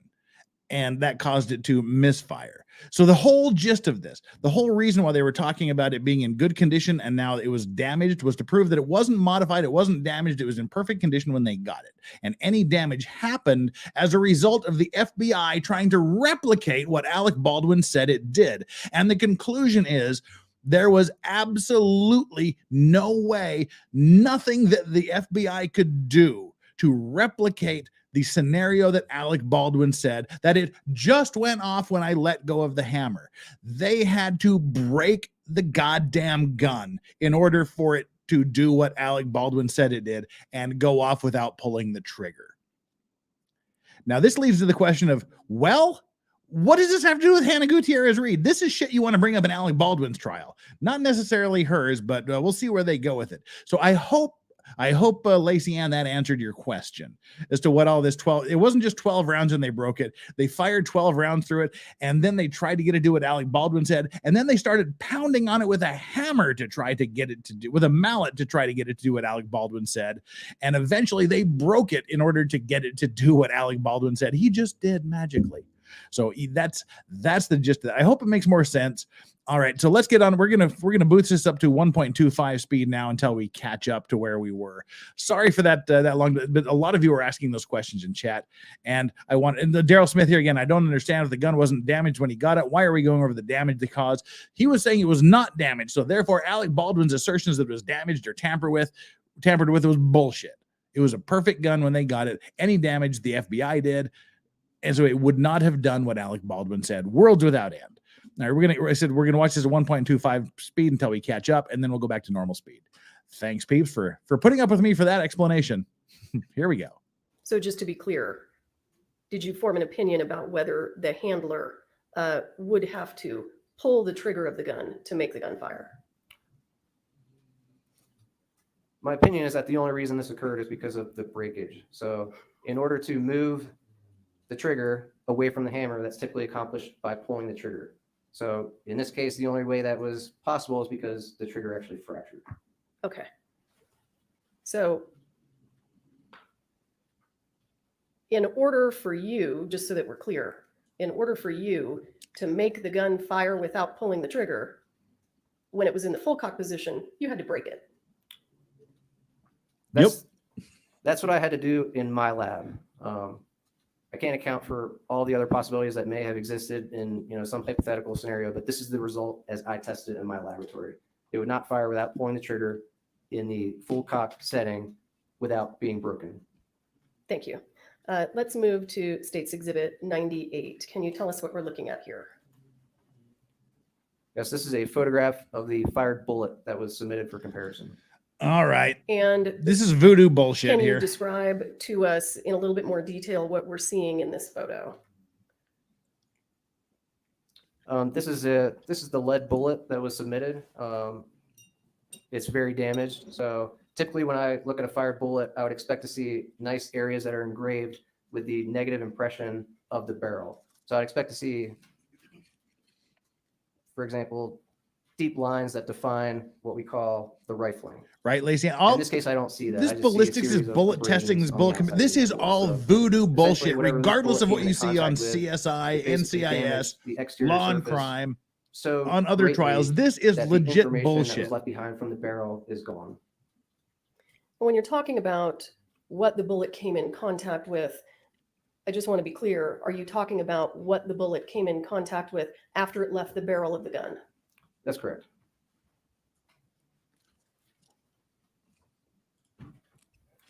State's Exhibit 99. Explain to us what we're looking at here. So these are just additional images of the same fired bullet. So I took these using my microscope. So they're a little bit higher magnification. And basically in both of these photos, the bullet is pointing to the left. So you're looking at the image of the left, you're looking at all the damage and abrasions that were present on that bullet when I received it. And the image on the right is similar to the one you saw on the previous slide, where it doesn't have the deep gouges in different directions, but the rifling is still virtually gone from this bullet. Can you tell us what caliber this bullet is? When we receive fired bullets, the only way we can estimate the caliber is based on the diameter. So I can measure the diameter of the bullet and also the bullet weight. So for those two items, they were very close between a 44 caliber and a 45 caliber bullet. So I classified it as either a 44 or 45 caliber bullet. Can you explain to us why a 45 caliber bullet, by the time it gets to you, may have a different diameter and weight? Sure. So this projectile is lead, which is a relatively soft material. Most modern bullets are going to have a harder jacketing material. So it's going to have a lead core with a harder jacket around it. The most common type is going to be copper. And that harder material is going to protect the lead core. It's going to help it keep its mass as it starts hitting things. But because this is lead, it's relatively soft. It's much more. Huge ass. That's the question we all want to know. The short answer is because courts still allow this horse shit. Or even a bullet fragment, and I go to take a measurement of that bullet, it may be less than the true measurement because it's hit things, and I now only have a partial bullet. Or conversely, it could actually be a wider diameter because it hits something and it flattens, so that causes it to expand. Yes, she was the defense lawyer in the Dean Cummings trial in New Mexico that we watched a while ago. Narrow it down to just one specific caliber. And State's Exhibit 100, what's this? These are two images of the fired cartridge case that was submitted for the examination. So the left image is from the side, and the right image, you're looking at what's called the head stamp of the cartridge. Horseshit. So the head stamp itself is the outer ring where you're going to see information such as the caliber. So 45 Colt is the caliber. You may also see symbols which relate to the manufacturer. And then this silver colored surface in the center here is the primer that I've been talking about. So this is what the firing pin comes into contact with when you pull the trigger. So this crater in the center, that's the firing pin impression. When the firing pin falls, strikes the primer. No, gravity twister. I'm sorry. And the also during conclusions the and methods are the not firing scientifically process, sound. The cartridge They're case based on rests up assumptions, against a as you flat said right here, surface and called the they're breech face. unrepeatable. And during the firing process, this They're cartridge anecdotal case at slams best. into the breech face, and it can pick up an impression of imperfections on that surface. So you may see some parallel lines. Some of these lines are kind of arcing. They almost appear to be crosshatch. Again, there's more parallel lines on the left here. That's an impression that this We're gonna have to cartridge get case was picked Andrew up from the Brank on here one of breech these face the days to firearm. talk to us about this bullshit. Did you compare this casing with anything else, any other casings? This was the only fired cartridge case that was submitted, but I did compare it to those known specimens that I collected from the revolver that was submitted. And the known specimens, are those the ones that you fired out of the revolver yourself? That's correct. That's the secondary evidence that I spoke about earlier. So I created that evidence in the lab by physically test firing the gun, and they became my knowns at that point. Did you form an opinion about whether or not this cartridge casing was fired from the gun that we saw in the earlier exhibits? Yes, it's my opinion that I identified this cartridge case as having been fired by the revolver. State's Exhibit 101. What are we looking at here? So these are representative images of the comparison that I did to get to that conclusion of identification. So if you look at the image on the left, this is two cartridge cases being compared side by side. And this is on my what's called comparison microscope. So at the laboratory, I have this microscope. I can mount two specimens. There are two separate microscopes connected by an optical bridge, and there's a binocular eyepiece at the top. So when I look through that binocular eyepiece, I can see images of both specimens side by side. So in the left image, there's this black line running down the center. That's what separates the two cartridge cases. So on the left side, you can see my notes at the bottom here, F item 2, that's my annotation for that came from item 2, which is the revolver. So those are my knowns. On the right side is item 3. So that's the cartridge case that was submitted. And in the photo on the left, I'm comparing those breech face marks that I spoke about earlier. So the impression of that flat surface, I'm looking at the parallel lines as well as the crosshatch lines. And the image on the right, I'm looking at the features down within the firing pin impression.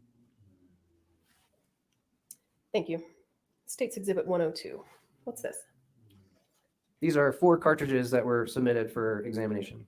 And when they were submitted to you for examination, were you given information about where they came from? Yes, I do have that information that's been populated into the database. And if you would tell us, just so that we know what your understanding was, just going to state of mind. Right. It appears 3 of these were taken from the top of a cart, and the 4th was located in a holster inside of building. Those are the descriptions that I have. Did you conduct any testing on these cartridges? Yes, I did. Tell us about that. So the process that I spoke about earlier, first I just examined the physical characteristics of these cartridges. I then x-rayed them to see if I could learn anything more about the inside.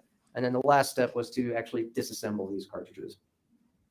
And after going through all of that, did you form an opinion about whether these cartridges were dummies or live? So these cartridges contained the 4 components that are required to be live functional ammunition. So that being the cartridge case, the bullet. In the bottom here is the primer, which you see in the center of the photograph on the right. And inside the cartridge case is going to be powder, which is the propellant. So these 4 cartridges had all 4 of those main components, which are consistent with being live ammunition. Is there writing on the head stamp of that bullet? Or the cartridge, rather? Yes, it's the head stamp of the cartridge. Again, so this is the bottom of the cartridge. It has the caliber, and these kind of flower type logos with a line indicate the manufacturer of the cartridge case. And did all of these cartridges have that same indication on the head stamp? Yes. Did all of the cartridges have the same color primer? Yes. Did all of the cartridges have the same shape projectile? Yes. So you can see in the image on the left, the shape of the bullet here, as well as the color, the finish of the bullet. So these are what are called lead flat nose bullets. State's Exhibit 103. What are we looking at here? This is a photograph of essentially a box of ammunition that was submitted to the lab. So on the right-hand side, you see information that's present on the exterior of the box. And on the left-hand side is the foam tray that's inside that box, as well as the cartridges that were inside it. When this photo was taken, if you can tell us, had the order of the cartridges in the styrofoam insert been modified? Yes, so generally a box of ammunition comes in with 1 item number. And when I opened it up, I saw various things, various calibers, various types of bullets. So I started to form groups based on what was in that box. and then I gave them their own sub-item number. So for instance, I believe this was item 13, and I divided them based on the physical characteristics that I was seeing. So the cartridges are in different positions in the styrofoam insert in this photo than they may have been at the time they were taken into evidence. That is possible. I'm not sure what positions they were in at the time it was open. And did you do any testing on these cartridges that were in this box? Yes, I did the same series of testing that I've explained before. And can you summarize for us what was in this box based on your examination and testing? What's in the box? Just Certainly.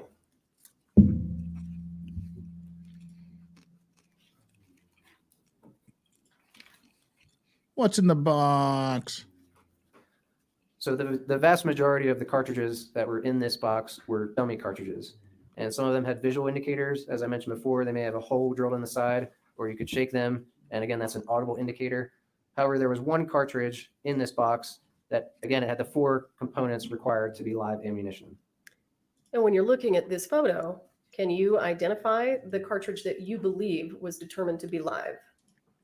I believe it was this one here with a silver primer. Thank you. State's Exhibit 104. What's this?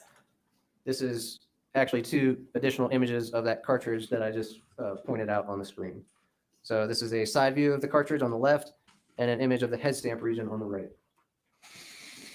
I want to talk to you about the characteristics of this cartridge compared to the 4 live cartridges that we saw earlier. Does this cartridge have the same shape, projectile, or bullet as the other 4? Yes, it does. Does it have the same indication on the head stamp? Yes, And does it have the same color primer? it does. State's Exhibit 105. Can you tell us what we're looking at here? These are images of additional ammunition that was submitted for examination. And these, some of the ammunition came in being declared as live ammunition. So these are images of some of those cartridges that were submitted. So these are all live. They were described as being live, and they had the physical characteristics of being live. The physical Based on the characteristics of information being that you live. Just say they're received. live. That went along with these cartridges. Where did these cartridges come from? Go ahead.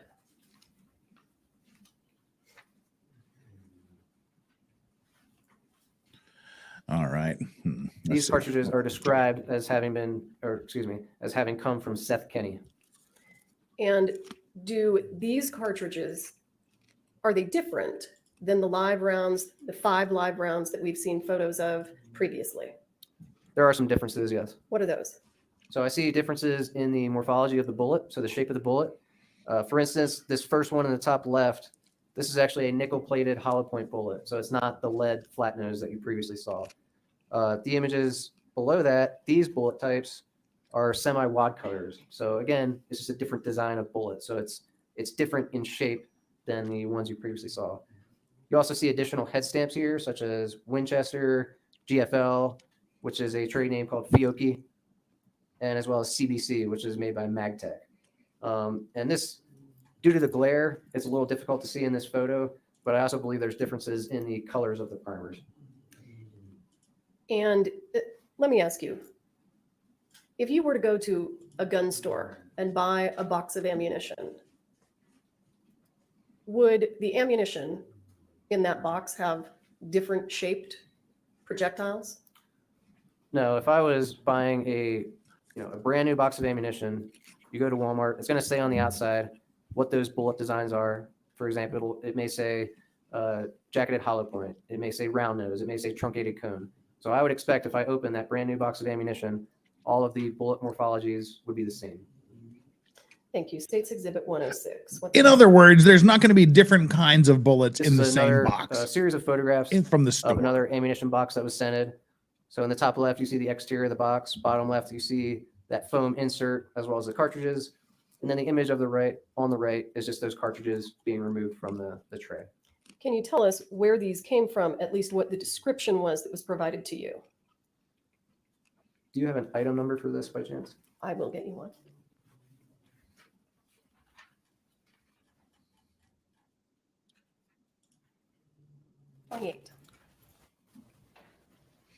And for those of you that are wondering why this is junk science and why it's Item just 28 voodoo, was I'm described trying to as get an having come expert on from this. the item I've sent out 27 a tray, text to an which is the expert on this who tracer can explain it which was much described better as and having much come more from the 26 concisely box. than me. And We'll the keep you 26 posted. box was described as coming from 126 Monroe Street.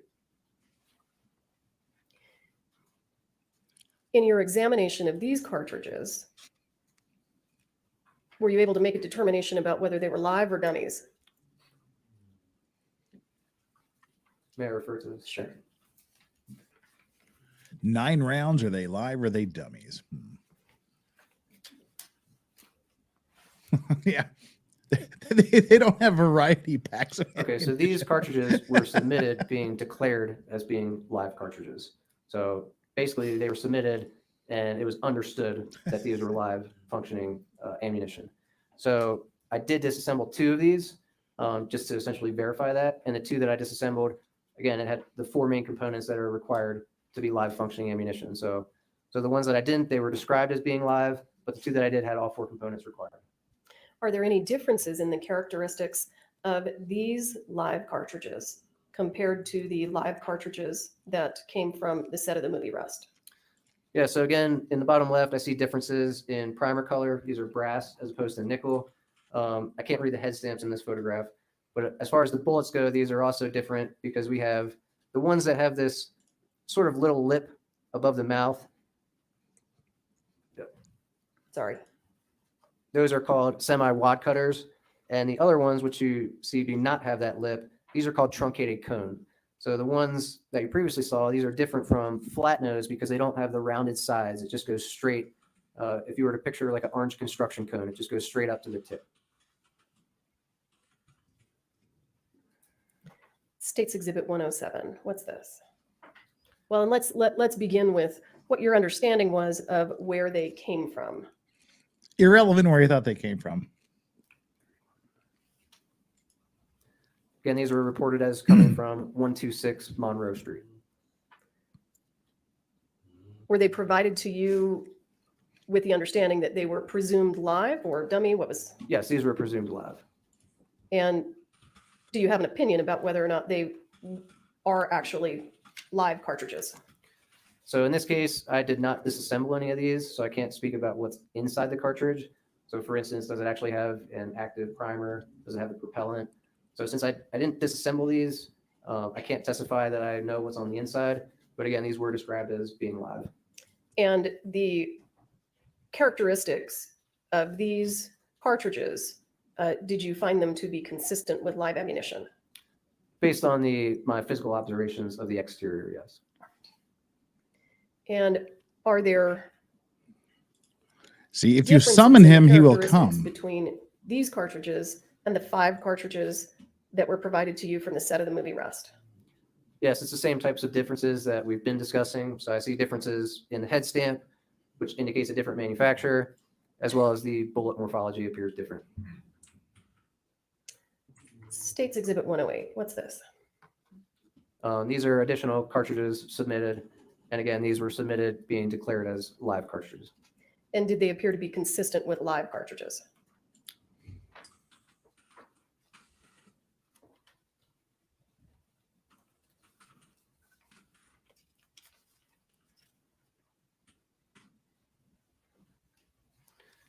Two of these I did disassemble, so I could verify that they had the 4 components of live cartridges. The rest I did not. So they were physically consistent with being live. But again, I don't have an understanding of what's occurring inside the cartridge. And same question. Do these cartridges have different characteristics than the live rounds provided from the set of the movie Rust? Yes, they do. And it's the same. Various head stamps, various primer colors, various bullet morphologies. State's Exhibit 109. Have you seen this before? Yes. Is State's Exhibit 109 from your notes? Yes, it is. Just tell us what we're looking at.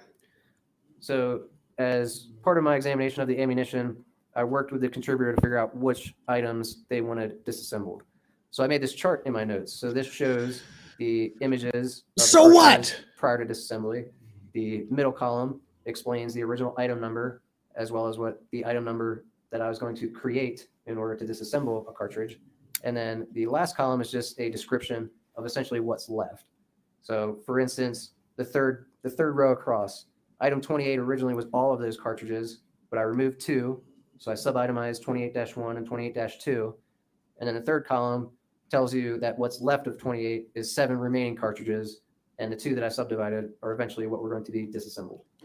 And if you already testified to it, I apologize. Did you disassemble all of the live rounds from the set of the movie Rust? All of the rounds that had the physical. Ian, I sent you a characteristics Twitter of being DM if you want to live. give us a quick Yes, I preview. disassembled those because I wanted to know if they did or did not have the components on the inside. Did you take a photograph of the gunpowder that came out of those disassembled rounds from the set of the movie? Yes, I did. And did you also take a photograph of the gunpowder that came out of the live cartridges that came from other sources? I think you mentioned Mr. Kenny and also 126 Monroe Street. Did you photograph that powder? Yes, I did. And without even using a microscope, did you see differences? Yes, there were clear differences in both the shapes of the powders as well as the color, which means they may have some different types of coatings on the powder. Let's move to State's Exhibit 110. Tell us what we're looking at here. So on the left side, you're looking at a photograph of the powder that was taken from the item 4 cartridge. So this was one that was submitted that was presumed to be live based on its exterior appearance. But once I took it apart, this is the actual powder that I pulled from the inside of that cartridge. And on the right, you're looking at the same thing, but this is from item 24-1, which is one of the cartridges that was submitted as being known to be a live cartridge. This proves absolutely And the nothing. powder, I understand on the left, we're looking at powder from item 4. Were you able to see the powder from item 5, 6, 7, and 13-1? Yes, they were all consistent, which is why I only included one photograph, because it would be 5 photographs of the same thing. Thank you. And I'm going to use briefly a demonstrative aid. Great. So we're going to use a not real piece of evidence to Break. explain junk science. Please don't talk among yourselves or anyone else about the evidence received here in court. All rise for the jury. All right, got a little bit of a break going here.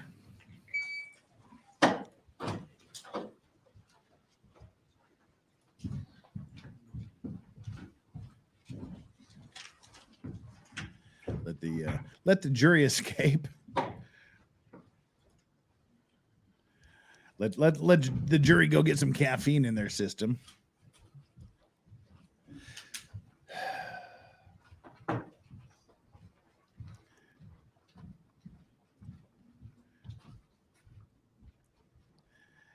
All right, you may be seated. Counsel approach. Uh-oh. She's got to talk to the lawyers about something. We still don't know what the big question to the jury was that they had the jury fill out their response to this secret question at the end of trial on Friday. I sent Ian a link. I know he's here. I know he's listening. I don't know what he's doing, but I sent him the link. If he joins real quick, we'll ask him to give a preview of his upcoming comments in his upcoming because. You know, I'm an amateur when it comes to this. I know it's junk science and bullshit, and I could give you a rambling explanation as to why is junk science and a complete pile of horse shit. But I would defer to my betters in this field, the experts. And speaking of my betters in the field and experts, here he is right here himself, the expert himself. How are you doing? I was doing well until I started getting agitated and my blood pressure was going up. I'm pretty sure I know what that jury question is. Recovery Addict figured it out. What do you think? It's whether or not they heard court TV being played in court. Oh. I'll go through it in my recap, but there was a moment where one of the lawyers was playing court TV. They're watching chats, and it got Hey, played. lawyers, put your fucking phone away. Jesus. Well, Get a or put your mistrial, that'd be headphones great. in, turn the Yeah. volume off like you freaking morons. So, Ugh, yeah, yeah. I'll go through that and explain what the deal Oh, is. good, But good. I was assuming it was maybe there was like a bomb threat or something. It's like, do you feel safe coming back here? Do you want to not never darken this court doorway again or something like that? But that makes a lot of sense too. yeah, I'll explain it. We figured part of it out on like Friday Night Frenzy. And then I sort of saw a clip that Recovery Addict was responding to, and I went, now we know what it is. So and that makes sense. Forensics. All right. Yeah, it's like I said, it's junk science, and the whole gist of my rambling explanation would be not that it has been proven to be junk, but it has not been proven to be reliable by any method known to humankind. But you can explain it much better than I can. So forensic science is pretty good at, like, for firearm analysis, is pretty good for certain things, like, hey, we figured out what caliber this is, and it's much better at exclusion. Wait, that's like, not what I wanted to do. Sorry. I've been sent I wanted into to do the this. and for exclusion, like, this bullet was definitely not fired out of this gun. But this whole thing of bullet matching is a problem because it assumes that every gun is unique. What this firearm tool mark analysis is basically the idea that when you take a tool, like, let's say if I take this knife and I scrape it across a surface, that microscopically this knife is not a smooth surface. It has little tiny microscopic, jags and whatever else. And so the idea is that if I were to sort of scrape it across my cell phone, that you'd get markings that you could theoretically match back to this. But the assumption is that those markings are unique. The problem that we get is we don't actually know how unique they are. And when they get to doing a test, you see that test is done by just a visual eyeballing. And people are actually really bad at that visual eyeballing. Like, for instance, when we do photo lineups of people, and people are pretty distinctive, people get those eyeballings wrong with people all the time. And so, but guns are an even bigger problem because guns are going to be usually produced by a factory. And so you'll have a factory that knocks out like a run of 1,000 Glocks. Well, the tool mark, thing comes from the tool marking of the actual machine that creates this part, impacting on the metal. And it's going to create some, impression there. But is the impression from gun number 891 going to be different enough from gun 892 to be able to determine that? That's the real question, isn't it? I mean, that's where it breaks down when you ask the first question. How many barrels were made in this production run of this particular weapon? Yeah. And did you test each and every one of them to see? Well, they just say, we think it's unique. And the problem is we don't actually know. What they always do is what they said that they did here. It's like, we've got bullet number 1, and we asked our expert, does it match with bullet number 2? And I'm using hot sauce bottles here as our bullets. Maybe I should use, I've got some film dummies, so that'll work even better.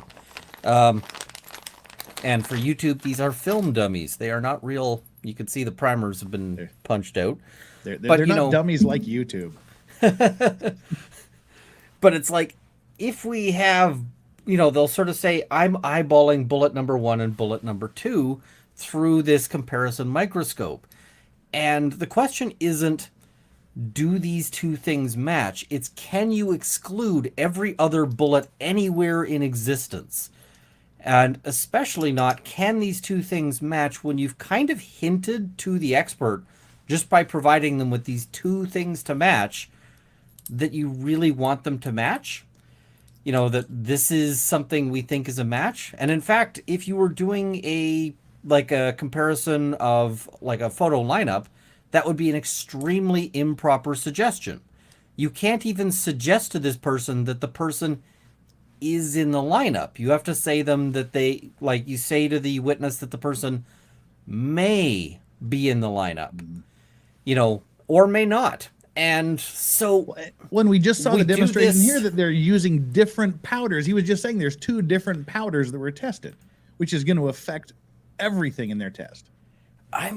Well, the thing is we don't actually know how it's going to affect it. That's the big problem. He's making the assumption that it's not going to, and it's like, is it going to affect it? I don't know. I would want to actually do a ton of testing on this. One of the things I keep thinking I want to do and that I want to actually plan for, I'm going to get this set up at some point. I just need to get, one of the things I'm going to want to buy is like a run of 10 guns that are the same gun, but like I want to talk to Glock and be like, I need your production of 890 to 800 or to 900, like that block of guns. Ooh. And generate, are you familiar with like James Rand, like the Randy Prize? No. So he set up like $1 million prize, and I don't have $1 million. The Amazing Randy. Yeah. Okay. Yeah. Okay. Yeah. For anyone who could demonstrate some sort of. I was thinking firearms. No. We did a rapid change of subject there. Okay, yeah, I'm with you. The Amazing Randy's $1 million. Yeah, he had a prize for anyone who could demonstrate like psychic powers, but he set it up so that you had to actually have psychic powers to do it, right? It wasn't going to be done by chance.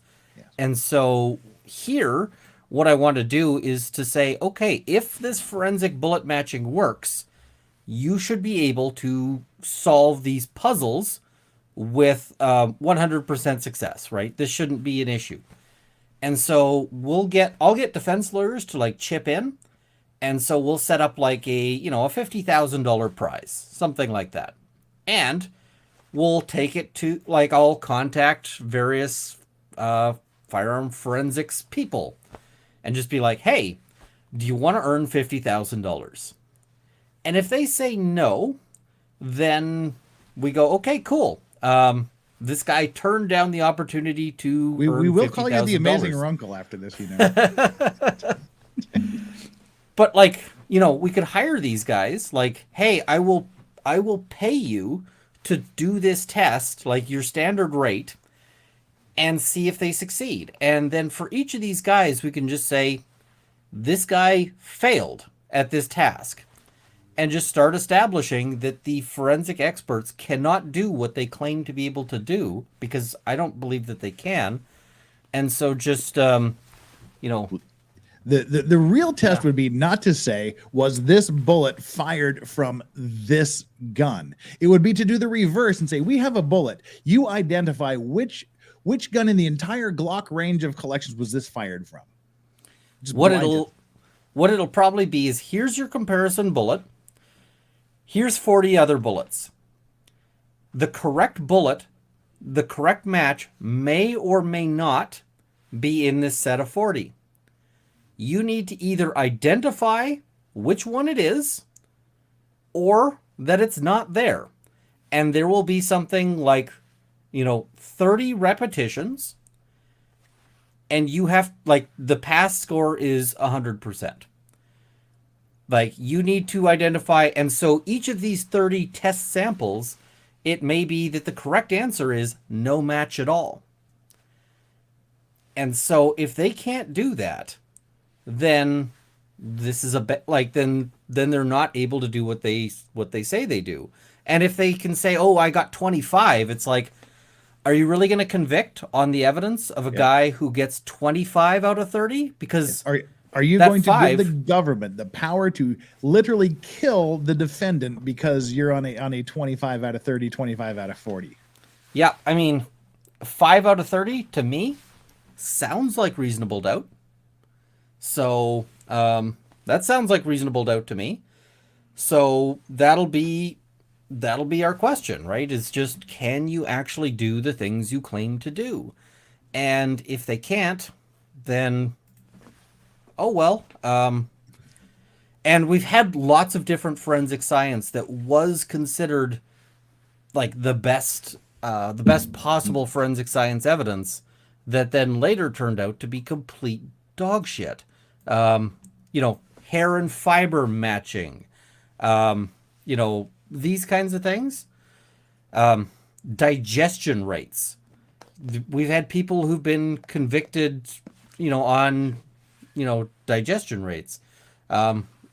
And what it turns out is actually your rate of digestion varies dramatically from moment to moment. If I were to give Vices something to digest, like let's say 2 ounces of scotch, then, how fast does he digest it? Well, his digestion rate now, sitting here and having a chat, is going to be a lot different than if he is running for his life or in some way. And so what they ended up doing was they found a bunch of people who they determined time of death based on how fast did they digest their meal. And, we know that he ate dinner at this time, and, we found the digestion looks like this in the body, so they must have died at this specific time. Well, as it turns out, if you get stress, then you digest more slowly. So that threw off a whole bunch of things, and so you've got a bunch of people who were convicted on the basis of it must have been them that this person was with, and it's like, nope, that's not how that goes. So yeah, it's all of these things. Bite mark analysis. And what is bite mark if it's not tool mark analysis, right? If bite mark analysis is no good, how can, firearm tool mark analysis be any good? Well, Smoke Jaguar asked the interesting question. Do they even need to bullet match, though?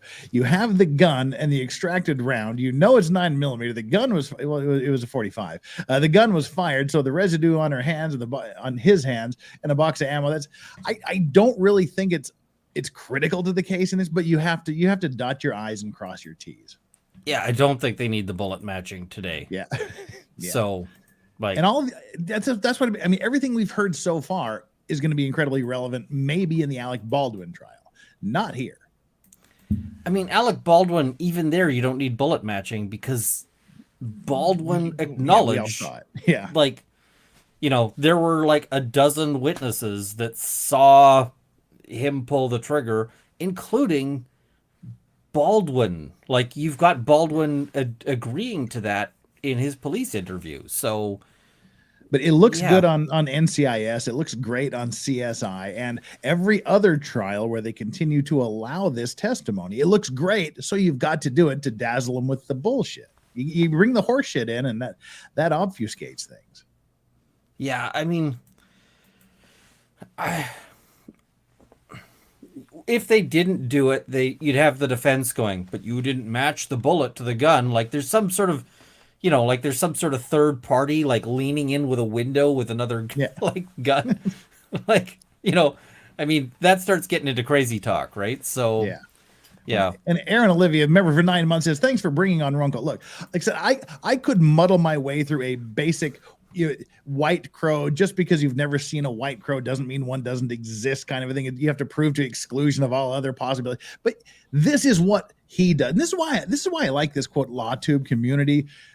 If you're not an absolute expert on someone who can explain something concisely and better than you, you are at most 2 degrees of separation away from someone who can give you the expert analysis, the expert concise opinion, rather than me stumbling around like an idiot to get to the same conclusion. Yeah, it's like I would stumble through like, hey, this boat sank. Who's at fault?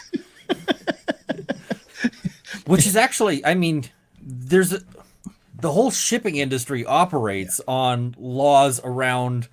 I took one course in maritime law, and it was fascinating because the course was in Norway, and the Norwegians are super practical. So they frame their test questions differently than like a Canadian test would, because it would say things like, this shipping company is insured by this insurer. This other shipping company is insured by this insurer, and this like sender is insured by this insurer. This sender puts a thing on this boat and somehow it ends up getting transferred over to this boat and it's stored improper. Whose insurance company ends up paying this money? And I was like, they never mentioned the insurance companies on an exam. That's when my job gets interesting. Like, it's about 70% of what I do is maritime stuff. It's okay. You have a giant container ship that gets in an accident and sinks with 5,000 containers. You've got the German ship owner who is running it through a paper company in Panama, insured by an English insurance company, and then the other ship is exactly, they have a Cyprus company that's, it's registered in the Isle of Man, and it's with some Mongolian insurance company, and then the 5,000 containers are all from different countries with different shipping contracts and different labels, and they all have inside of them a myriad of other things. What law governs all of this shit? But see, that's the same thing. It's fun for me to work through those, and everyone else hates it. But you have the experts, and that's why I was so glad that Ian just happened. We just summoned him, and he came. It's just like, wow. Well, I've got sort of a spare moment here. It's the thing is all of this stuff is wild, and when we start getting into firearms, like, people start making, and the thing is this is a jury, and the jury could make the same mistakes.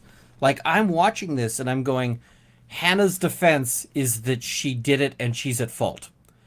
But the defense lawyer is being really good at spinning this as she's not at fault. And I think she's on her path. I think she's on a path to acquittal right now, even though I think she should be on a path to conviction. And like, that's wild to me that we're seeing, because they're like, oh, well, there's these dummies that you can't tell from real bullets on set. And I'm like, okay, cool. If you pick up a dummy and you can't tell it from a real, like, it's indistinguishable from a real bullet or from a real cartridge, the correct answer is you don't put that into a gun. Mm-hmm. You put that into a garbage can, or you put that into a stop everything and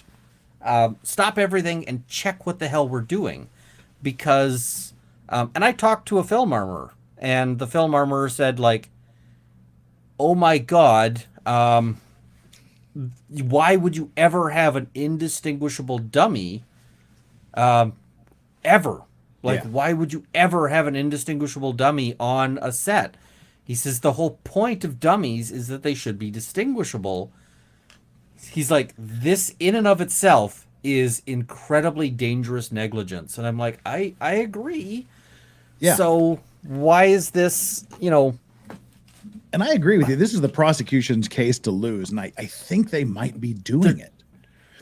I mean, first of all, it was so weird that they didn't lay out the elements of the crime during their opening. Well, The and jury you know has what no I idea would what have, they're supposed to be paying attention to. I would have led with the same witness they led with. The one who shows the video of Hannah dying. You want the jury with that in their mind. But witness number 2 would have been a film expert for me. Mm-hmm. And I would have had a film armorer saying, here are the things that you would never do on a movie set. Any of these things, if you see them on a movie set, are ridiculously negligent. And you can recall that armorer later. So you start with that armorer to say, these are things that if you see them are ridiculously negligent. You should not see indistinguishable dummies. You should not see live ammunition anywhere. You should not have negligent discharges happening. You should not have other people other than the armorer having access to the guns. You should not have any of this stuff. And then the jury, every time the defense says, oh, well, they had this blank that you can't tell, they're like, we've already heard that that's negligence. They can parse that. And then later you recall that witness. You recall your expert, because you can do that pretty freely with experts. And you say, okay, you've heard all of this evidence of what happened because you were sitting in the, like, expert can sit in your front row and see everything. Which things did you see that are negligent? And then he can, like, go through it and say, like, these are the things. Well, but they went the other way and said, everything, the live ammunition has the silver colored. Did they say silver colored or steel? Whatever they said, primers on them. Who cares? And then it was like, oh, that's great. Until they go, but what about that Spanish company that provided that has the same colored primers? Well, and the thing is, cuts their knees out from under them. Checking the primer color is not how you would determine this. Know.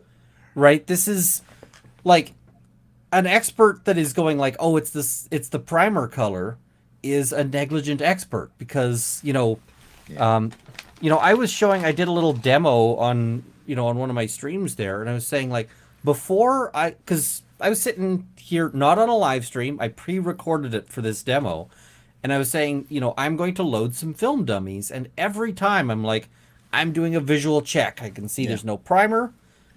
I can hear the rattle. Now I'm certain that this is a dummy. Now and only now am I willing to load it in.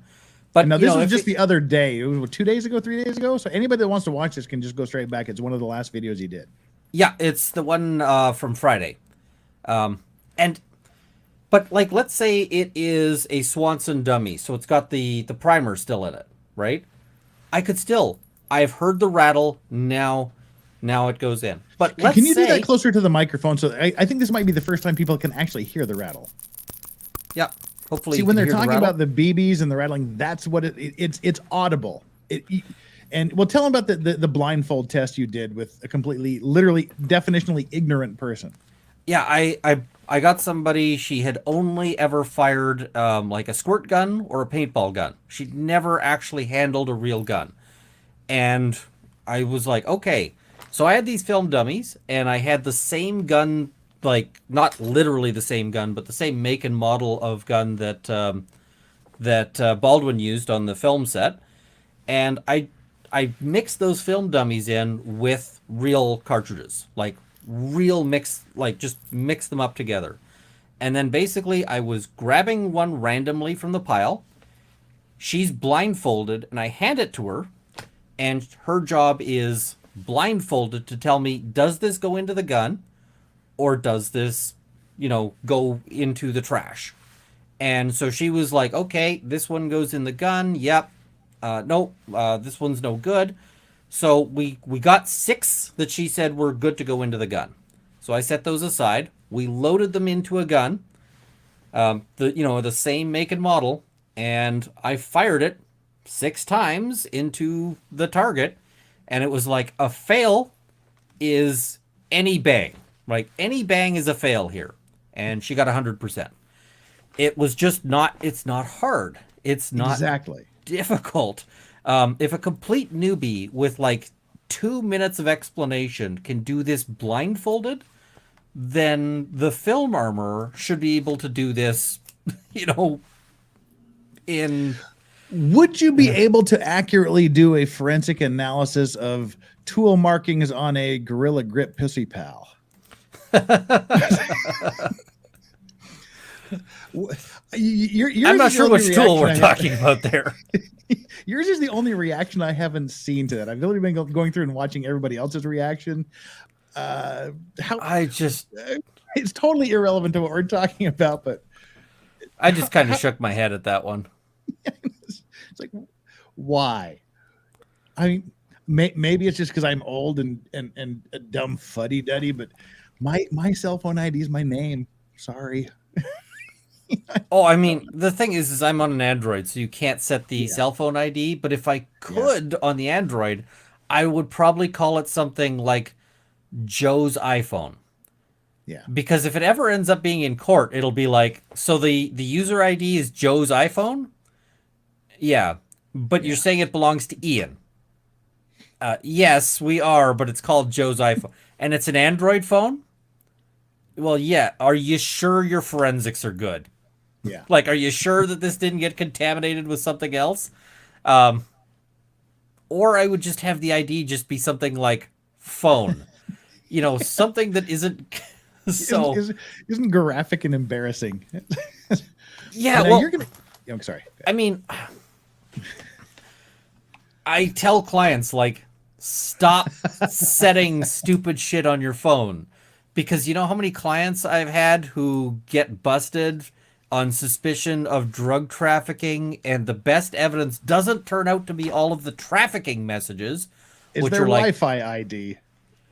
Well, it's stuff like, it's not like, hey man, can I get like, 2 points for, what it's the picture of them like holding a bag of meth and fanning out cash.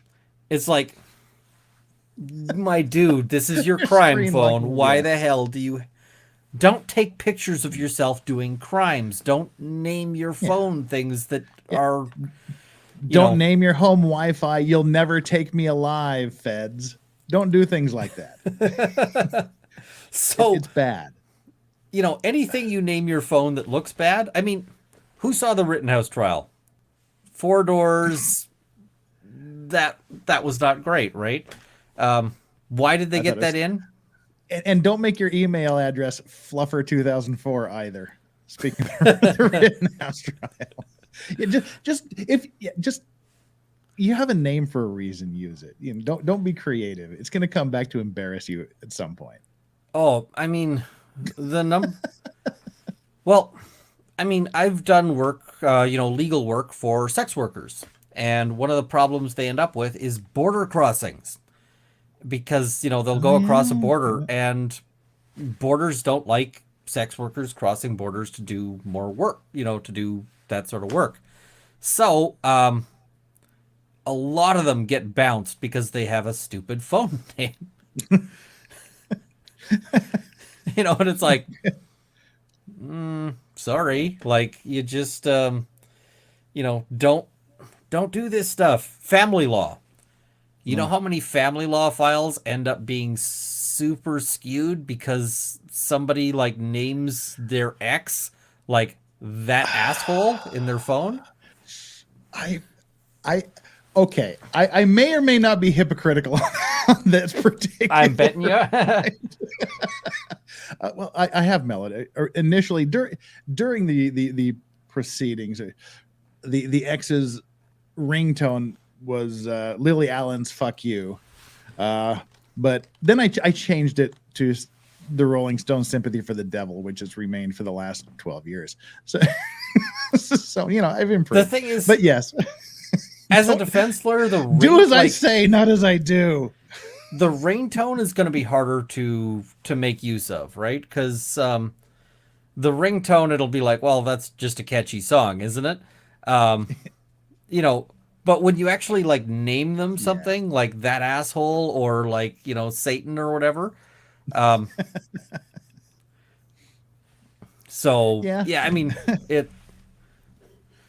don't do it if it's going to potentially come up. Her name is her name. Her name is her name. We're very cordial. It's just my little spitefulness that, it's on the ring. I limit it to the ringtone. But this is a very long 10-minute break, 15-minute break there on here. But now you're going to be doing your thing at 10:30 my time, so what 8:30 a.m. Eastern. You're going to be doing the review. No, 8:30 p.m. Eastern. Oh, okay, all right. So 6:30 p.m. my time, Mountain time. So and you're going to be talking more in depth about this pseudo/junk science of forensic analysis. Oh yes, I mean I basically just pull up. I pull up sort of key moments. I try to sort of boil it down because a lot of people don't have the whole time to watch the whole thing. But I try to pull up key moments. I mean, the forensic guy is going to be kind of important, so we'll probably watch a whole bunch of him at like 2 times. 'Cause I don't know why. Is it like a New Mexico thing that you put people at 2 times on this one and they sound pretty understandable? They're in the West and Southwest. We tend to talk a little slower. Not Texas slow, but definitely not South Carolina slow. We just tend to talk a little bit slower. I'm just like, I could put this guy on it. I started watching a little late, and I was like, I've got this guy on a 2 times speed, and he's still fully understandable. So, okay. Yeah, we did that on the catch-up stream. DCV Titan says, for a while, my wireless router was CSIS Mobile Unit 7. Don't know if that was an intrusion, if there were any intrusion attempts. Yeah. CSIS is the Canadian spy agency. Yeah. And Cody Height, member for 1 month. Jeff, I sent you a tweet. I work in the CNC machine shop. It's some sort of tool markings. I saw that. And again, yeah, the same piece of equipment can make different markings on different things that come in. It's just I mean, the tool is going to change shape over time as it does work. Yeah, things are going to set differently in the settings, and how they're held, how they, where they're rotated. It just happens. Well, and I mean, as a dramatic example, it could be that midway through something, one particular thing, a little piece, a tiny microscopic piece breaks off. And so then it's now leaving a different mark, right? If you think about dragging a saw blade over like something soft, like some clay, if it loses a tooth of that saw blade midway through like effort number 10,000, you'll see that midway through, and then 10,001, you'd be able to see that additional thing. That actual point where it broke off might be great evidence that you might not normally see, because usually you're just going to see, usually it's just going to be pretty boring, right? It's going to be pretty difficult to tell. Yeah. So it's tough. So, well, looks like court's coming back. You're welcome to stay if you want to. If you need to get on with your day, go ahead. I probably need to pop back out again, but thanks for letting me come on and rant a bit about firearm forensics. No. The thanks is all mine, because like I said, you did it way more concisely and coherently than I would have. The conclusion would have been the same, but you did it in a much more professional and to the point manner than I did. So everybody who does criminal law sort of has the same rant, because it's just like, well, except the prosecutors. Prosecutors love these guys because, they help get convictions. But and here we have a defense lawyer who's being a special prosecutor. She's going to be saying this is junk science, and the next trial she does. I mean, I don't think that there's like the whole thing of this points to Baldwin pulling the trigger. I mean, they're going to say that every time, right? Yeah. Baldwin pulled the trigger, because I don't even know why they have this guy testifying about this. So yeah, this is not Hannah's problem. Exactly. All right. Ian, thank you. Talk to you later. Cheers. Everybody, head on over to Runkle of the Bailey. Subscribe to him, like everything he's done. Ian is an amazing man. He's a hugely important person in the area of firearms law. He's gotten several awards for doing it. So he's the guy. That's why I wanted to bring him in to explain things rationally, coherently, and quickly, and much more concisely and better than I ever could. So make sure you go on over to Ian, Runkle of the Bailey, subscribe to him, and literally like every video he's ever done. He's a great guy. All right, looks like the jury is coming in, so let's bring back Doggo Cam here and switch us on up to court view. No, that's not the court view. This isn't the court view we want. This is the court view we want. All right. Jury is on its way. Let's make sure we're caught up. Okay, we are caught up on super chats and monthly things. So, all right, we will. Oh, no, we're not, because Brian asked, you may lose a couple of barbs in your chamber, or you get an extra hot round and lose your gun and a few fingers. Ouch. Yeah, correct. Thank you so much. All right, we're going to go back to this, and we will read the super chats. Mr. Ziegler, I just future have a couple of as they come in. final questions for you.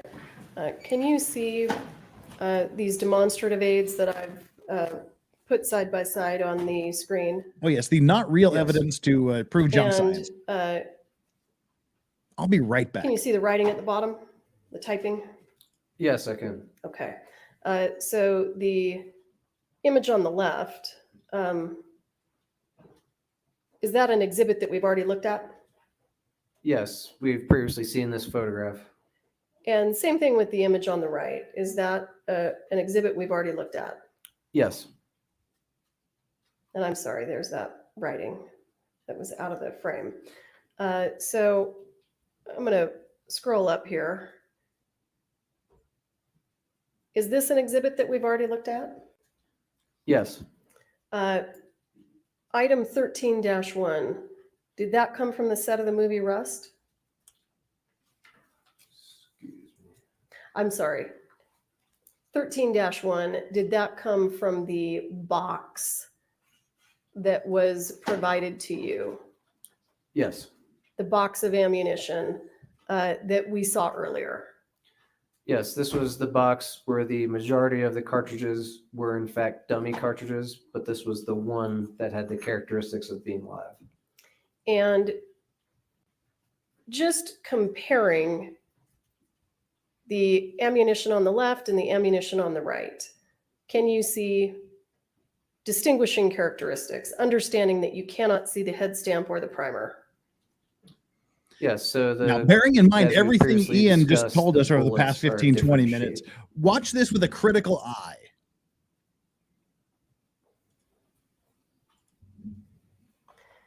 And I'm going to show you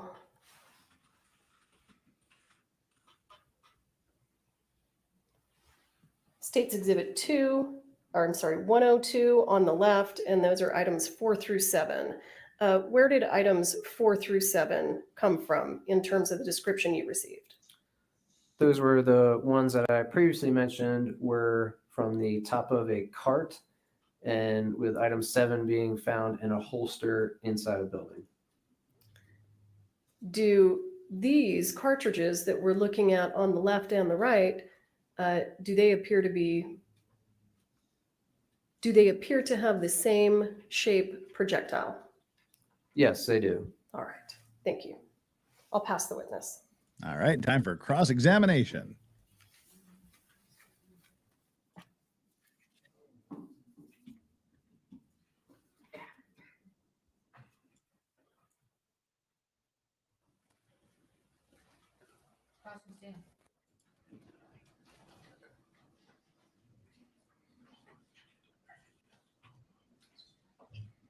Oh, looks like they have their own IT guy. Yeah. Sir, good morning. Good morning. And Mr. Ziegler, I want to start with your training with the FBI. As part of that training, were you trained in recognizing dummy rounds? There were many portions of the training manual dedicated to ammunition, ammunition components.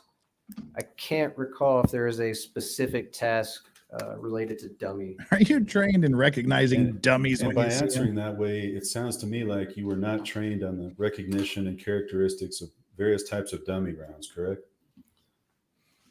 Ooh. I don't You would- necessarily agree with that. You would remember if you Well, were do remember tested. any That's what he's modules saying. that you were trained on dummy rounds or not? Not specific, no. Okay. So you wouldn't know what a Denix round is, would you? I do not. Okay. And you wouldn't know a Denix round is from Spain and it doesn't shake and it's a dummy round. You're not aware of that? And it has a I'm silver not primer familiar on with it. that. Okay.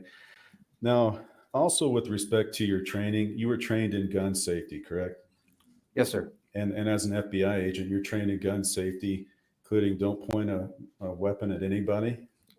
I'm not an agent, but because I Oh, come fire on. as part of my job, I have been trained in safety precautions, yes. Okay, sir. And as part of your test firing protocols, I'm sure you observe all those safety. Not to point a gun at anybody, treat it as loaded, keep your finger off the trigger until you're ready to fire. You observe all those. Yes, sir. Okay. Very good And sir, start to crosshair. You indicated one of your opinions was that your first testing, you determined this gun functioned normally. That's correct. Okay. When you were doing that functionality test on the revolver you received, what types of things did you look at on the firearm? So first I would inspect things like, are there bulges in the barrel, cracks in the frame, things that I may think may lead to a catastrophic failure during the testing. Okay, sir, do you take that revolver apart in the initial stage? I do not. So later on, and I'll come back to this, but you indicated when you hit that hammer with your mallet that it fractured some internal components, correct? Correct. And there was the sear. We saw a little piece of the trigger. You remember, sir? Yes. Now, because you did not open the revolver prior to doing that hammer test, can you be certain any of those pieces weren't broken before? No, it's actually a good question. I would say I can't be 100% certain. However, because it did function normally, I would expect those pieces were intact at the time I received it and did that initial examination. Okay, and when you visually examined it from the outside, you then test fired that weapon 12 times. Is that right? As it was 12 times throughout the process, but yes. And you observed when you did that it had to be fully cocked and that trigger had to be depressed to fire it, correct? Aside from the hammer being at rest and being struck on a loaded chamber. Correct. And other than those tests you did, I'm talking about the first part, it fired normally. Correct. Okay.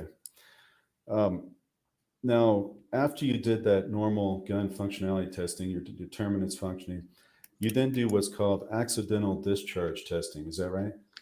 That was after the microscopic comparisons were done. So that was the last test that I did.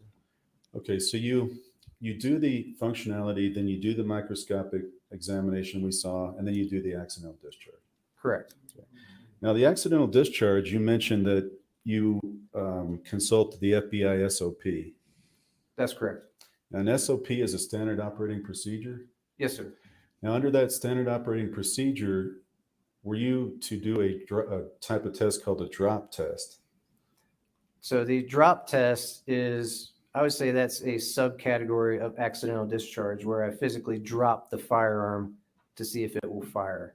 And that is typically only done if that is as the situation has been reported by the contributor. There'd be no reason to conduct a drop test because in this case. Baldwin didn't drop it. Okay, when you say in a drop test, you can tell the jury more. That's when you, from a distance of about 4 feet, drop the weapon, and if it lands and it fires, that's what you're trying to determine, correct? It depends on how the situation is being reported. So within that same SOP, it provides the examiner some discretion as in regards to how that is believed to occur. So for instance, say I'm cleaning my gun and I accidentally knock it off the table and I'm saying that caused it to fire. I would try to replicate that situation. If I had a gun leaning against a door and I'm saying that the door opened and the firearm fell, I would try to replicate that situation. So yes, the traditional drop test is just it being held as you would to shoot it and dropping it, but there is some discretion that's allowed if it is being reported in a certain way. Okay, and you're familiar with SAMI standards, are you not? Yes. And SAMI is the Sporting Arms and Ammunition Manufacturing Institute, is that correct? That is correct. They were commissioned by the federal government about 100 years ago to come up with industry-type standards? I don't know when they were instituted, but yes, they come up with standards for ammunition as far as dimensions. I was going to say that. 1926. Were you aware of that? Not off the top of my head. Okay. So in their SAMI standards, there is a standardized drop test. You're aware of that? I'm not. Okay. But that's the industry standard for firearms across the country. This type of testing, right? Multiple states use this? I wouldn't say that's the industry standard, and also their industry is different from the forensic industry. Okay, and you also know there's no type of shock test. Do you know what a shock test is? In regards to what? Well, it's kind of what you did with the mallet. Are you familiar with the National Institute of Justice? They call it a shock test. I'm not familiar with that test. Okay. So when you these are minor issues, but he's kind of making the FBI agent sound like an ignorant idiot. He's not, but he's making him sound like the SOP that you hit it with a mallet. That is written in the SOP. Yes. How many times have you done that as a forensic examiner? How many weapons you've done that on? Shock test. I would say probably less than 10, and this is the first one that I've had in actual casework. Okay, so in actual casework, what do you mean by that? As opposed to training. Oh, in training. So the other 9 were done in training when you hit it with the mallet.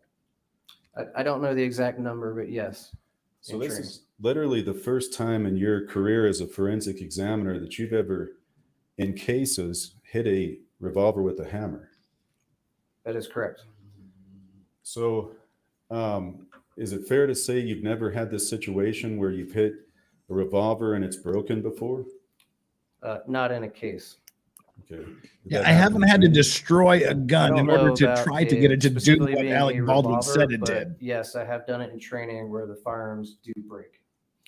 And you earlier told us that you base your discretion on that accidental discharge test on input given to you about what might have happened.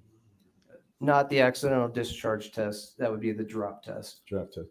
So you didn't have any information this was hit with some kind of hammer on the rest set, correct? That's correct. I did not. Okay, but you chose to do this, and then you hit the weapon with the hammer resting in the resting position, right? Yes. And then you did in the full cock position, correct? What would you say? It was not in that you order, do? but you are correct. Okay, and I'm not trying to mix it up, but when you hit it with the full cock position, that's when you broke the internal components. Yes. Now, do you know how hard you hit that? I do not. Hard as a So motherfucker. on a drop test, would you agree with me? You're trying to eliminate variables. So in other words, gravity is the same, right? Sure. Gravity's not going to change. So if you drop that gun from 4 feet every time, and you know the weight of that gun, you're eliminating variables, correct? I suppose so. Okay. Well, have you been taught that at all in the FBI?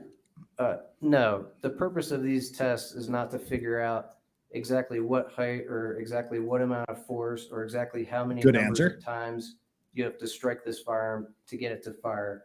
It's just to try to generally replicate the situations and see if the firearm will fire without pulling the trigger. That's a good answer. Well, sir, I like that so answer.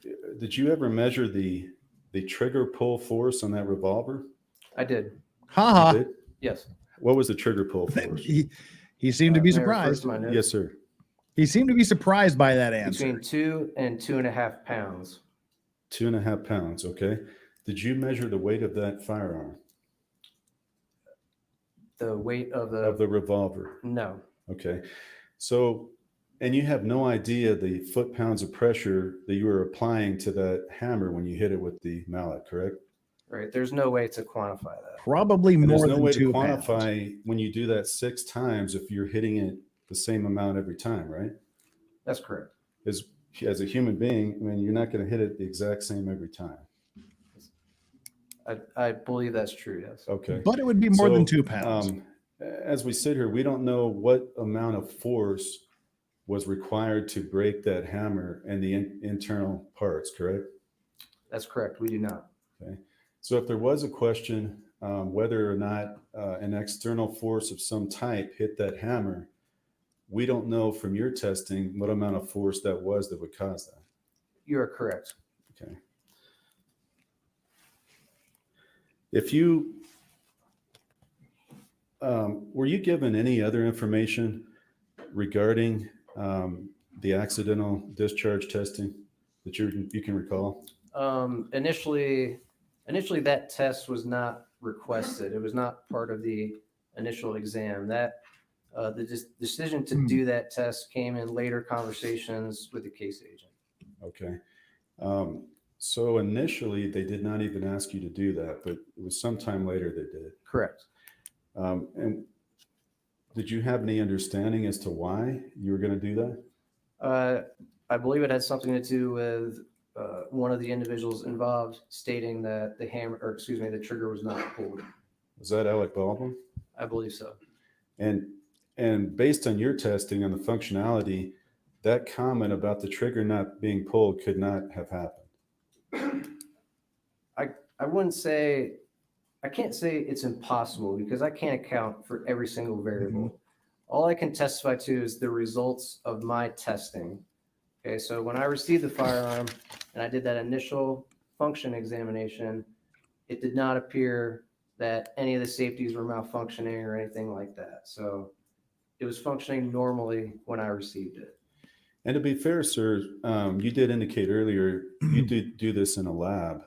So you can't account for all the variables that might occur on a movie set, for example. Sure. Okay. So your testimony, and you're telling the jury that you can account for the variables you're aware of, but you cannot account for variables you might not be aware of. Sure. Okay. And some of those variables, and we'll come to the rounds in a little bit, but some of those variables include if you do not receive evidence or a request to test it, you're not going to test that, obviously. That's true. Okay. With regard to the hammer testing, you mentioned earlier that this could be destroyed permanently as part of your testing. So you got permission to do this test, correct? Yes. And that would have been for the sheriffs?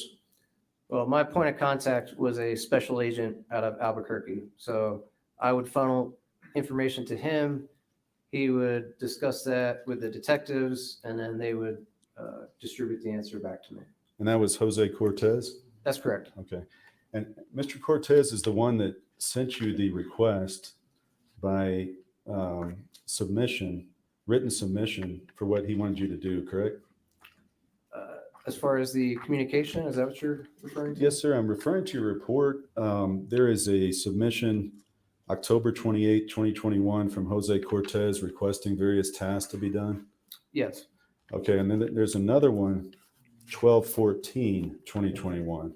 Same thing. So he's your liaison that goes back and forth between the sheriffs and yourself, and he makes those requests. That's correct. Okay. Now, so you got permission to possibly destroy this revolver permanently. Oh. They gave that to you. I received permission to conduct the test. And you made it aware to them that this could destroy the weapon. Yes. Okay. When you did destroy that, you broke several internal parts.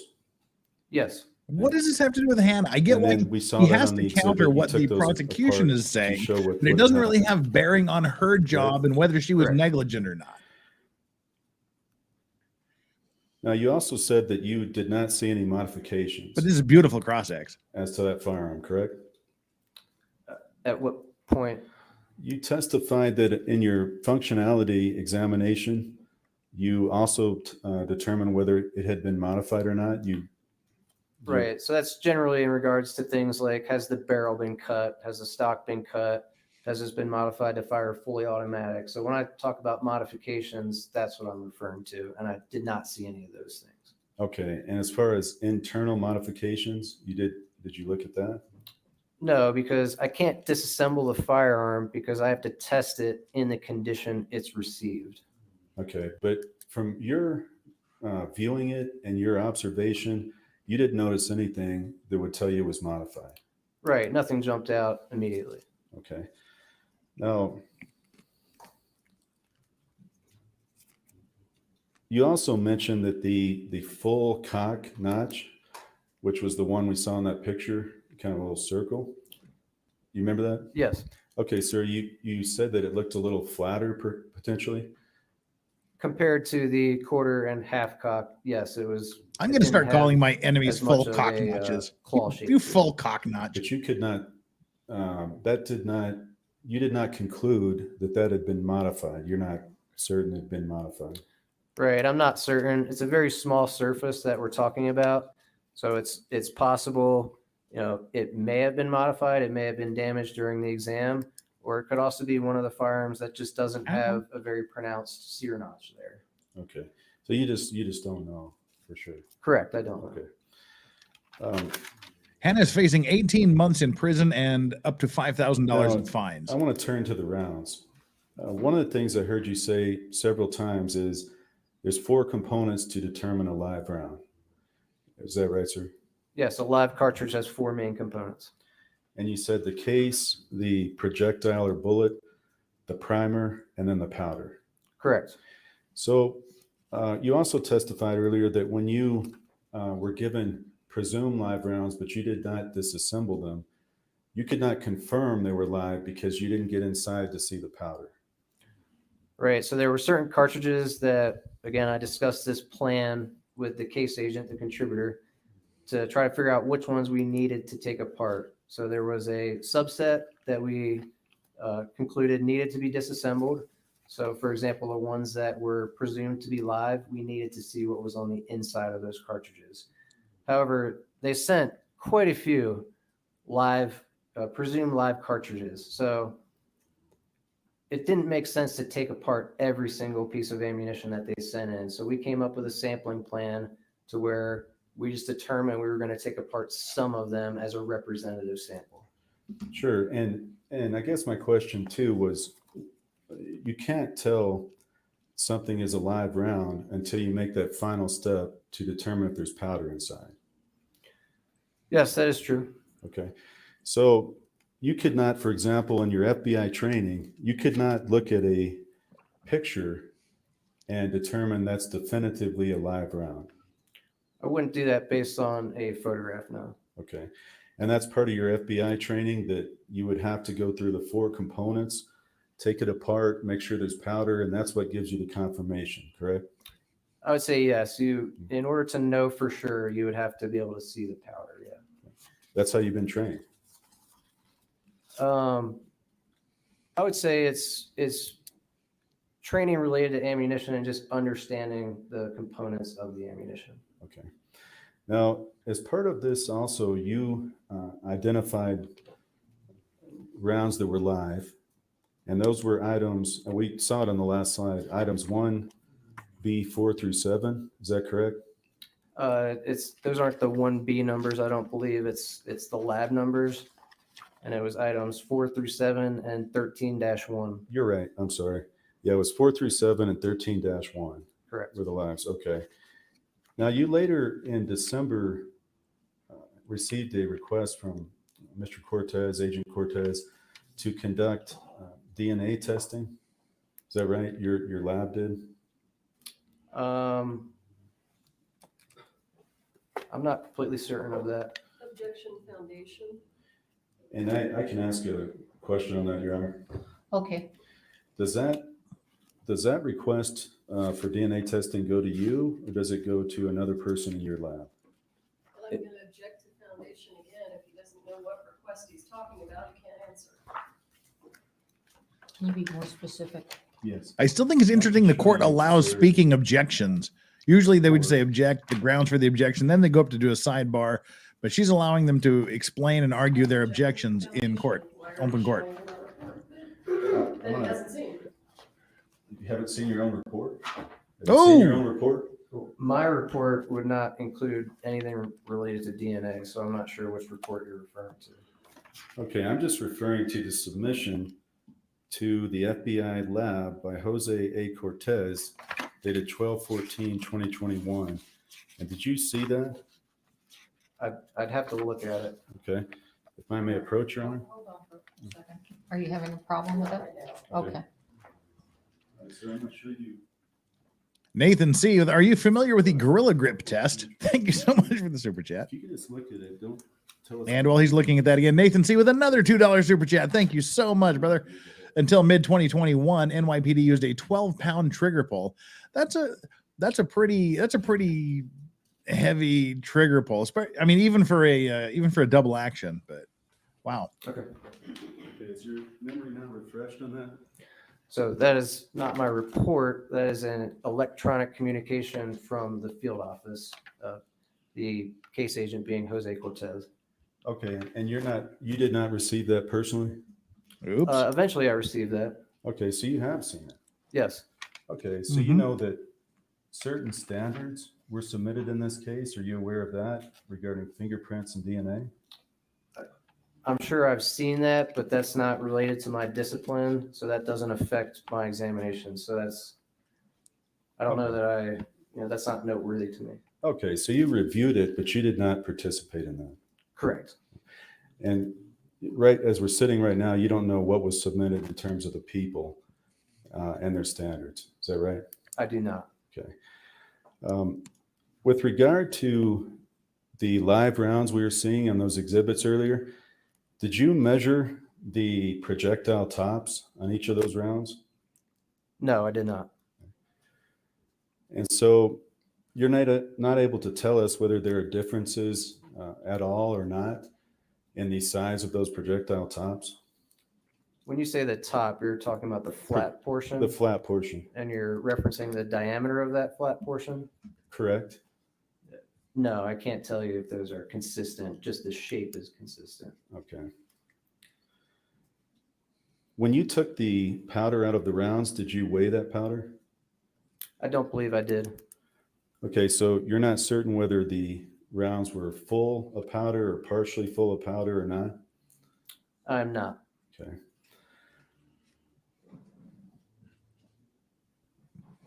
Let me ask you, going back to the gun, I missed one question. Before you conducted that test fire, Did you look in the barrel with a bore scope? No.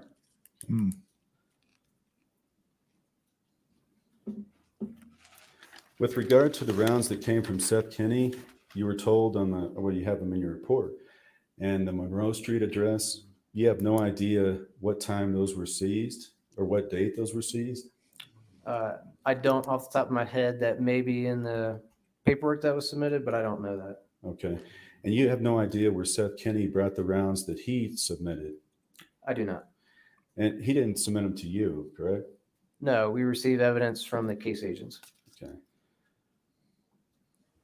And you didn't personally conduct any fingerprint or DNA testing because that's out of your specialty? That's correct. I did not.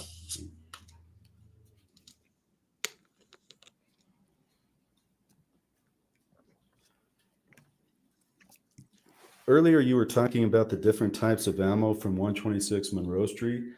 You recall that you were showing live, dummy, and blank, all three types? Can you ask that question again? Sure. As part of your examination of the rounds from 126 Monroe Street, you're aware that there were live rounds, blank rounds, and dummy rounds. Objection. That misstates the facts that are already in evidence. Let him answer the question. Do you have specific item numbers that I can reference? Well, I can ask for clarification if that's helpful. Sure, absolutely. We saw some exhibits from 126 Monroe Street, and if you want to look at your report to check out those items and determine if there were both live rounds, dummy rounds, and then if there were blanks.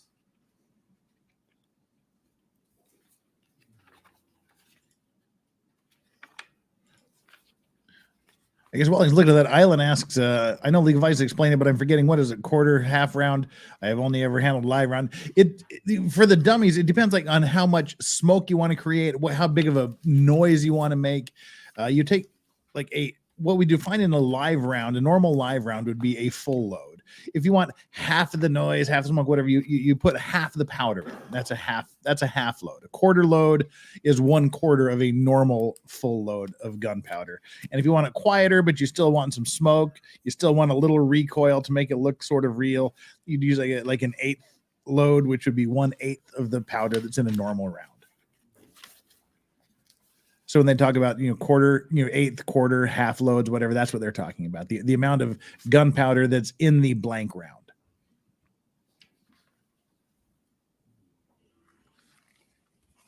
Okay, may I answer your question? Yes, sir. So the ammunition that I have as being reported from that address includes items 28, 31, 32, 33, 34, 35, 36, and 37. Not as far as Hannah's concerned, to me These were anyway. the cartridges that were Maybe the submitted jury's being being swayed by it, but known to live me, it doesn't ammunition. move the needle one bit. Some of Other them I than maybe move it disassembled, the but other not way. Go, all of them what does because this? there are too many. What does the prosecution So all of putting these this were guy on the either stand right now physically have to do with consistent Hannah? with live ammunition based on their exterior appearance, or the ones that I actually did disassemble, I could determine it had the 4 main components. Okay. All right, and thank you for looking for that. Now,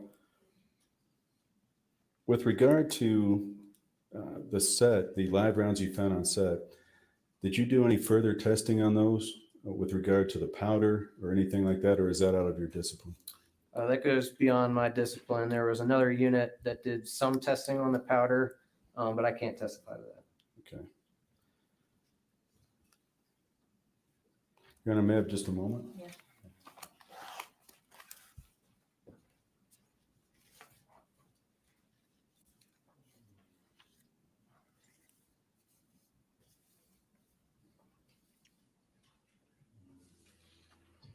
All right, they're talking amongst themselves. Yeah, thank you. We have no further questions. All right, thank you. Redirect. All right, time for some rehabilitation. Thank you.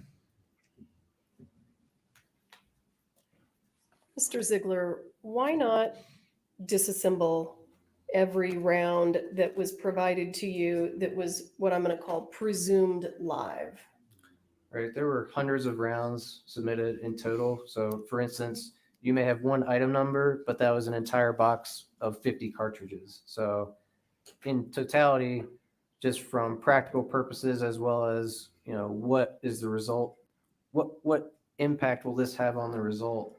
It didn't make sense to disassemble every single cartridge that was submitted. Did you x-ray any of the ammunition that was provided to you that was presumed live? Yes, I x-rayed every cartridge that was submitted. You x-rayed every single cartridge. I did. So you didn't disassemble every single cartridge, but you x-rayed every single cartridge. That's true. That's interesting to know. What did the x-ray images tell you about those presumed live cartridges? May I refer to? Certainly.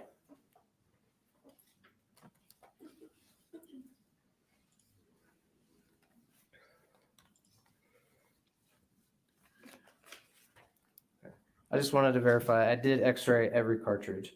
And what that told me is there were indicators in the dummy cartridges that I could see in the x-ray. So whether they would be the holes in the size of the cartridge case, I could see that on an x-ray, as well as some of them had metal BBs. So the metal BBs showed up in the x-ray. So the live cartridges, the gunpowder does not show up. That's not visible. But I didn't see any of those other indicators to suggest that they may be something else that, other than what they were reported as being. And just to be clear, the dummy cartridges that you examined and disassembled, there were no dummy cartridges that came from 126 Monroe Street. That's correct. Every cartridge that I have as being listed from that address was either consistent with being live or I actually disassembled it and it had the components of being live. And when you say consistent with being live, not only are you talking about the physical characteristics, but also the x-rays. That's true. There was no indication from the x-ray that they were anything else. This is really good You testified cross-examination on the X-ray cross-examination issue. That of those live rounds that were provided to you, you took a representative sample, and those were the ones that you disassembled. Correct. Can you tell us how you decided which rounds to include in your representative sample for disassembly? Right. So as I mentioned before, working with the contributor, there were certain ones that they needed to have disassembled, but then when it came to these exemplars, we agreed to do a random sampling. The Knight's and exemplar. The way that I chose that, it was random as far as the item numbers go, but I also looked for cartridges that had similar head stamps. So I was trying to see if similar exemplars might have similar features. Preach, Brother Allen. In any of the presumed live rounds that you disassembled after putting them into your representative sample, did any of them turn out to be dummies? Yes, there was actually one that from the exterior appearance and the x-ray, I didn't see any indication that it was a dummy round. And then after disassembling that, I found there was no powder, and you can see down into the primer pocket, it was hollow. So it was an inactive primer. So there was one cartridge that was submitted that on the outside appeared live, but upon further inspection did not have the 4 components required to fire a cartridge. Can you tell us what item number that was? It was item 22. And can you tell us what your understanding was in terms of the description, where item 22 came from? And specifically, I'd like to know, did it come from 126 Monroe or Mr. Kenny? Item 22 is a cartridge from the item 20 box, which is a box with tape from the prop truck. Thank you, sir.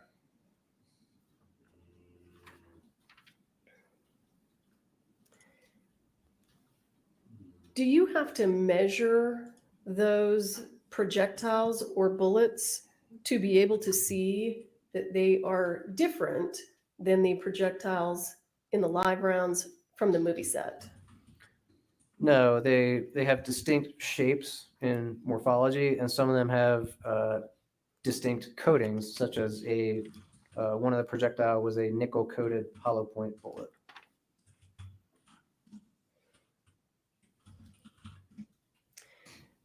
You can just see that with your naked eye.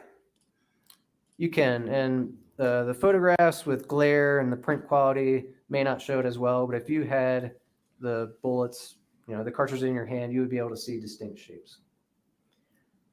All of the items that you had, that you tested, that you examined, when your testing is complete, what do you do with them? They get packaged in their appropriate outer packaging, and then they get returned to the field through, we have a unit at the laboratory that helps us out with this called the evidence management unit. So they basically inventory everything, make sure everything that's supposed to be there is still there, and they're the ones that ultimately return it to the field. And when you say they return it to the field, does it go right back to the Santa Fe County Sheriff's Office? Typically, if it's associated with an FBI case, it's going to go to the FBI field office. Do you know what happened in this case? I do not. Okay, thank you. Nothing further. All right, you're excused. Thank you. All right. The defense counsel, he sort of made the FBI guy sound like he didn't know what he was doing. He was inexperienced. He didn't do things he should have done, but I think she did an incredible job. She did an incredibly good job of rehabilitating him as a witness. Basically said everything he asked you about wasn't really that important. You didn't take apart all the rounds, but you did x-ray them. She rehabilitated him very, very well. It was a great cross-examination and a great redirect. I'm to remind any witnesses in this case that haven't been called, except expert witnesses, to stay off the live stream. Face the judge and raise your right hand. Do you swear or affirm under penalty of law that the testimony you'll give in this case will be the truth, the whole truth, and nothing but the truth? Yes. All right, have a seat talking to the microphone. Okay, I'm confused. Just so confused. It's like Tiny Tim. Oh, never mind. Shut up, Jeff. Just shut up.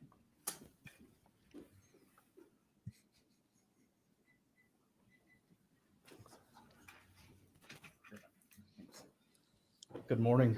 Good morning. Would you please state your name for the record? My name is Shannon Prince. My last name is spelled Prince. And where are you currently employed? I'm currently employed at the FBI laboratory in Quantico, Virginia. And what's your title at the FBI? I am a physical scientist, forensic examiner. How long have you been employed in the latent print discipline? Over 19 years. And are you a member of any professional organizations related to your employment? Yes, I am. I'm a member of the International Association for Identification. And do you instruct any courses in the latent print discipline? Yes, I do. I instruct courses on latent print processing, which is using chemicals to develop latent prints, as well as postmortem processing, which is using fingerprints to identify the unknown deceased.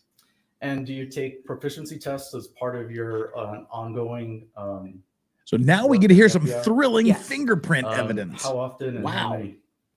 I take one proficiency test each year in comparing prints, and I've taken one test every 5 years in processing latent prints. Have you ever failed a proficiency test? No, I have not. While she's giving her credentials, And are I you want a to point out that certified Josh here latent has given us a print $2 examiner? super chat. Thank you Yes, so I much, am. Josh. I'm Do we a know board if both certified sides have a latent print time examiner limit? with the I International don't think they do. Association There's for been no Identification. indication they have a time limit. Your Honor, at this time, I move the court to recognize Ms. Prince as an expert witness in the area of latent fingerprint examination. So Ms. Prince is a Prince expert. Cool. You're recognized as an expert in latent print fingerprint examination. Thank you. All right, why don't you give us an idea about what your duties are as a latent print examiner? I receive a variety of evidence from either FBI field offices or state, local, and tribal officers. I receive this evidence in the laboratory, and then I examine that evidence with a variety of chemicals, powders, or light sources. When I develop latent prints, I then compare those latent prints to known prints of individuals and come to conclusions. I may search those latent prints in a fingerprint database, such as a computer, to make identifications. And then I provide a report based on my results. I can also testify in the court of law on those results. You mentioned you work with a known fingerprint. Can you explain to us what a known fingerprint is? On the palm side of your hand, you have these raised portions of skin called friction ridges. They form patterns on your hand. You also have them on the soles of your feet.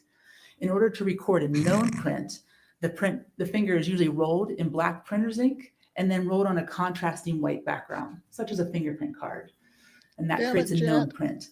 These days, it's often recorded by placing your finger on a flatbed scanner, and it creates a digital copy of your fingerprint. And you also mentioned latent fingerprints. What is a latent fingerprint? I wanted to write a book and latent call print it Prints is the on Prints. unintentional or Exactly. chance reproduction of your friction-rich skin when you touch an object. When you touch an object, you may leave a latent print. It's often left in the oils and sweat on your hand, but it can be left in other substances such as blood, dirt, grease, ketchup. It's often not readily visible and requires a forensic light source such as a laser, a chemical, or a powder to be made visible. And how are fingerprints compared and identifications affected? It's a three-step process, which is called analysis, comparison, evaluation, or ACE, ACE, where I analyze latent prints, looking if they're suitable. Then I can compare those latent prints and known prints side by side, and then making an evaluation decision, where I can make one of three decisions. An identification decision, the latent print and known print were made by the same person. An exclusion decision, where the latent print and known print were not made by the same person. Or an inconclusive decision, where I don't have enough information to make a conclusive decision. Often this is times when a fingerprint card, like a known card, is smeared or smudged, or it has too much ink. I can't make a conclusive comparison because that print is too poor to make a conclusive decision. Great. And when you receive evidence for latent print exams, what factors do you consider prior to starting your examination? I look at what type of evidence it is. It could be a porous item, which means it's like paper, or money, or cardboard. I also look if it's semi-porous, which is kind of a shiny cardboard, or if it's non-porous, which is smooth or shiny, like aluminum, plastic, glass. So I look at what type of evidence it is to determine what chemicals or light sources I'm going to need. And then I look at the condition of the evidence. Is the evidence broken? Is it shattered? Is it dirty? Is it covered with something? Or was it previously processed in the field by a crime scene investigator? I look at all that in order to determine what exams I will do and how I will proceed with those exams. Great. I'm going to show you what was previously marked as State's Exhibit 63. And let's see. Look, she's clearly a scientist. She's clearly rocking the scientist vibe. Yes, I do.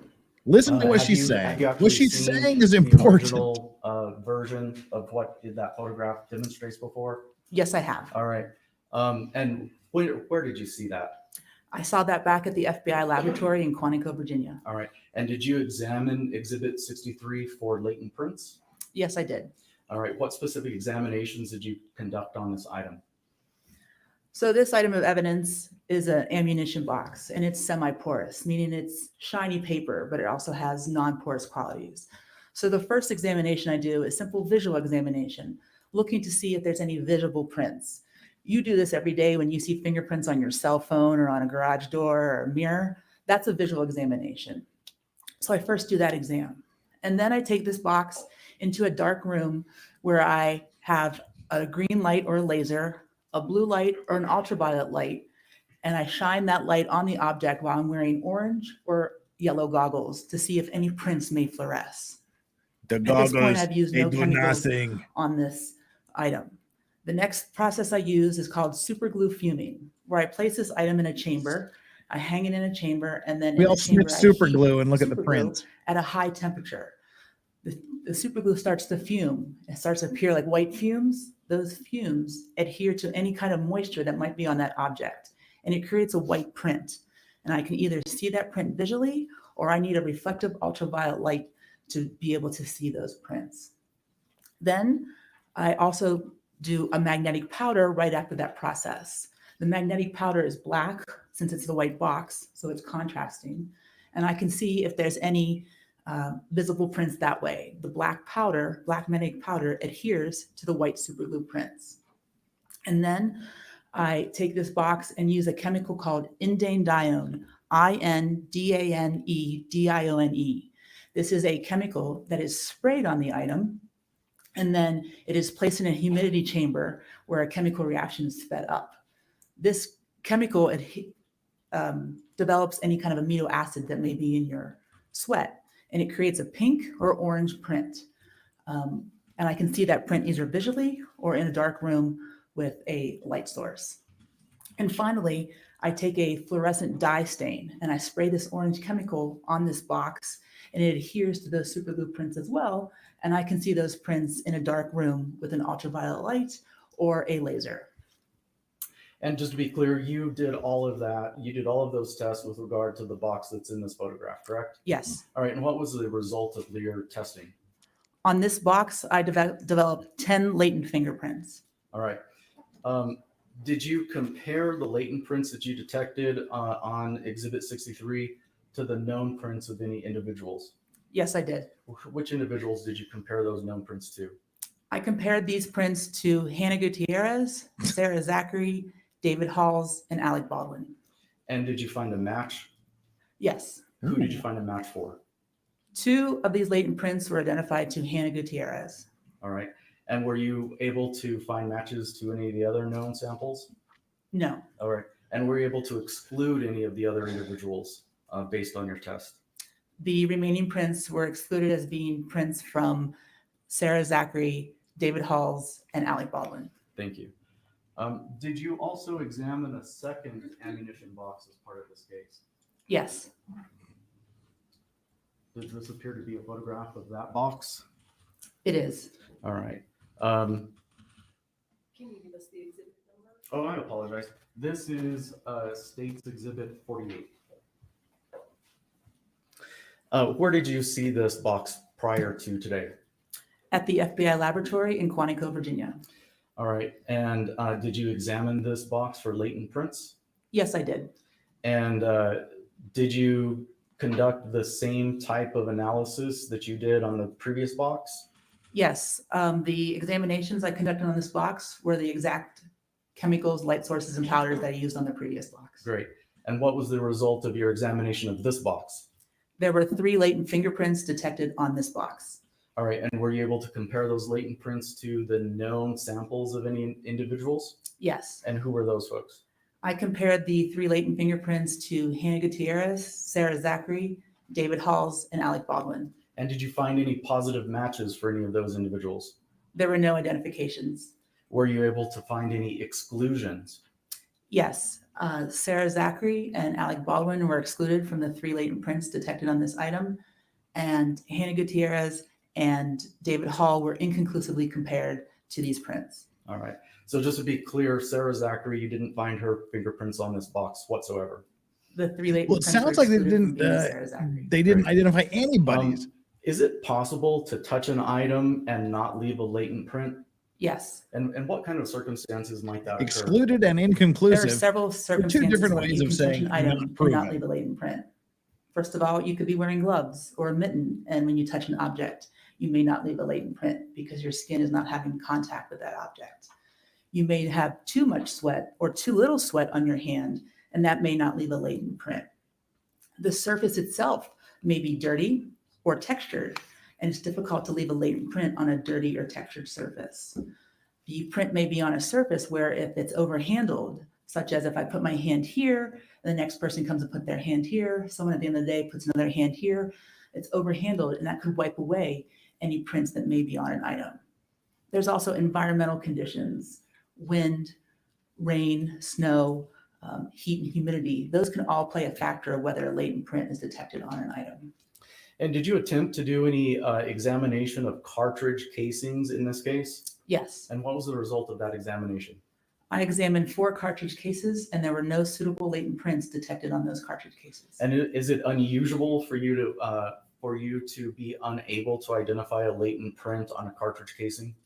It is not unusual. And why not? Cartridge cases, when they go through a firearm, there's a lot of heat and friction, and that can destroy a latent print. Also, it's a very small surface that's on a cartridge case, so leaving a suitable print can be difficult. And it's also a smooth surface. So any kind of movement that comes into contact with a cartridge case may destroy a print on a cartridge case. Great. Have you worked on any other cases where there were a large number of cartridge casing rounds that you attempted to examine for latent prints? Yes, I have. Can you give us an example of a case where you worked and then and explain She's good to at her us, job. That's clear. based on the number of casings that you found, how many actually were found to contain latent prints? A case that I have been a part of was the Las Vegas shooting several years ago, where there was a significant amount of firearms, ammunition, and magazines in that case. Specifically to the ammunition, which consisted of shot shells as well as cartridges. We processed and examined over 6,900 pieces of ammunition, where we only detected 26 prints on those 6,909 ammunition. That's 0.38%. So it's a very low chance of developing prints on ammunition. We also processed firearms in that case. We processed about 40 firearms in that case, and we detected prints on 12% of those firearms. And then we processed over 180 magazines in that case, and we only detected prints on 9.7% of firearms. So it's a very low chance of getting prints on firearms or ammunition based on the size of the item, the texture of the item, as well as overhandling of those items. Those are all. She's doing a very, reasons very why good there's a job low of recovery explaining rate what on she did and what firearms the and findings ammunition. were.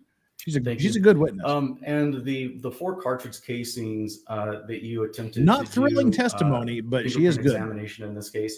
On your notes, does it indicate what the source of those cartridge casings was? I'd have to refer to my notes for the specific source of those cartridge cases. Do you mind? May I? Yes.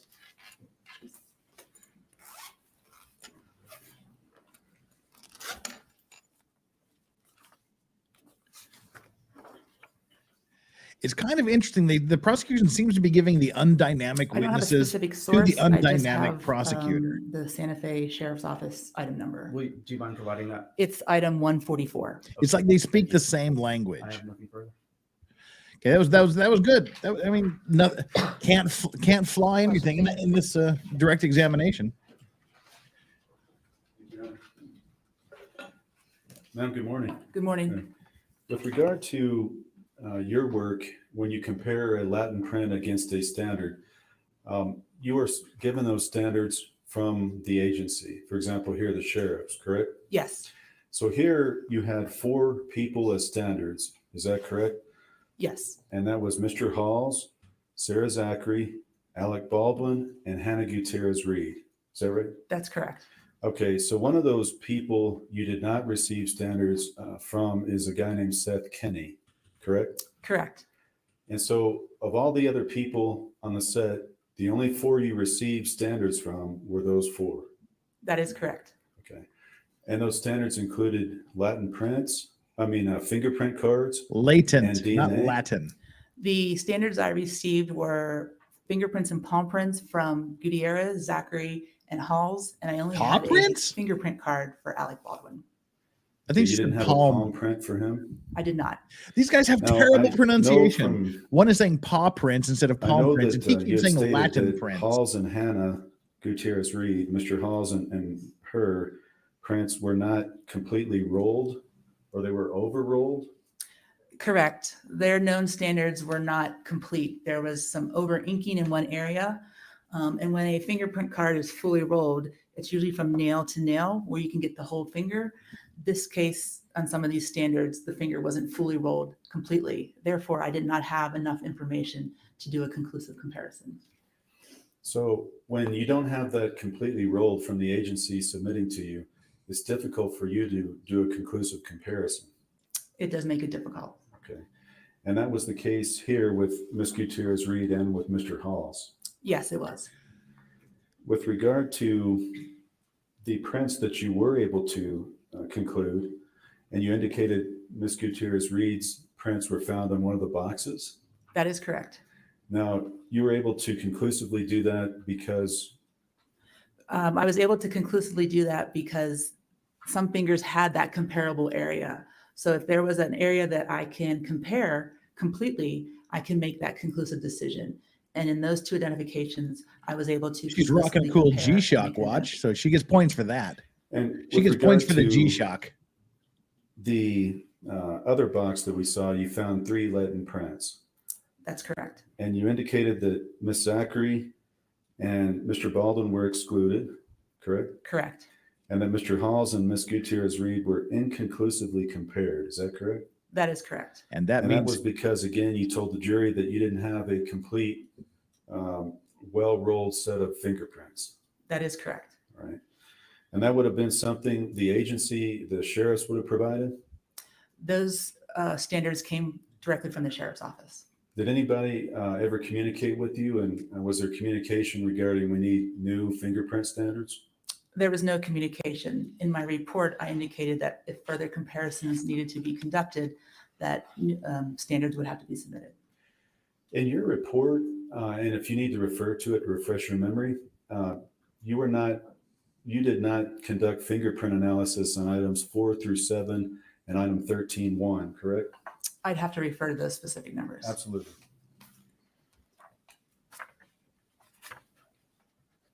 You said 4 through 7? 4 through 7 and 13.1, 13-1. I did not conduct examinations on those items. Okay. So the ones that you conducted on, we've seen today. Yes. Okay. Now, with regard to the he case didn't you make worked that on, the Las connection. Vegas He shooting, just said you it was talked about the inconclusive. low He should have said, percentage but and the doesn't ability that to mean it's recover not proven it was prints from her? fired cartridges, They just correct? always seem to stop From one all or types of two ammunition. questions short Okay. of the important Now, ones. with regard to unfired cartridge, unfired ammunition, they don't go through that heat of the barrel, correct? That is correct. And so does that make it more likely prints can be found on those cartridges? The same percentage refers to that as well, less than 1%. It's due to overhandling of cartridges or shot shells, the surface, the smooth surface, and a variety of other reasons that it could be a low chance of recovering prints on unspent cartridges. On unspent cartridge, okay, but it is possible, even very low possibility, it is possible to recover them. It is. Okay. And you have listed there's certain elements that might come into that, like overhandling, that kind of thing. For example, the box you said earlier, that was handled by another unit? The box, what specific box are you Oh, I'm talking sorry, about? not the box. I was talking about, you mentioned in your report that there was some overhandling and one of your employees came up as contributing 8 fingerprints to one of the items. Correct. One of the boxes was sent to the firearms unit first, which is usually on the latter end of examinations when it flows to the laboratory. But this box came in, it was specifically for that unit. And then after the firearm examinations were conducted, the request was to do latent prints. So it was kind of backwards in order. Therefore, this item of evidence was handled by the firearms unit, and a firearms employee was identified on that box. And that was 8 of the prints out of a total of 10 or 11 were the employee, right? 8 out of 10 were identified to an FBI laboratory employee. And ideally, that should have gone to you first. In a regular case, the evidence is usually where it goes to a unit that can have less destructive examinations on it to more destructive. That's how it kind of moves to the laboratory. And this box initially went to the firearms unit first. Okay. Thank you, Your Honor. No further questions.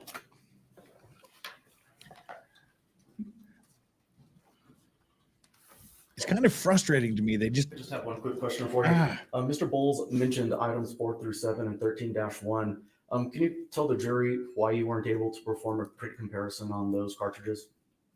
I do not are they cartridge cases? I don't have them in my report, so I never received those items. Okay, fair enough. Thank you. okay. I couldn't test them because I didn't receive them. That's We're going to take our lunch break now. all right. It's lunchtime, All right, folks. So, be back downstairs at 12:30. Please don't talk among yourselves or anyone else about the evidence received here in court. Thank you. Take your tablets with you. All rise for the jury. All right, let's see if they say anything after the jury leaves here. Wow, that's a haircut. both of them. Lunchbox.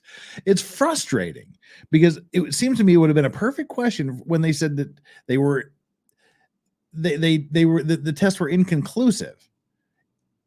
Why not just ask that next question? So that means you can't prove it was their prints. It seems like they just stopped one short of closing the deal.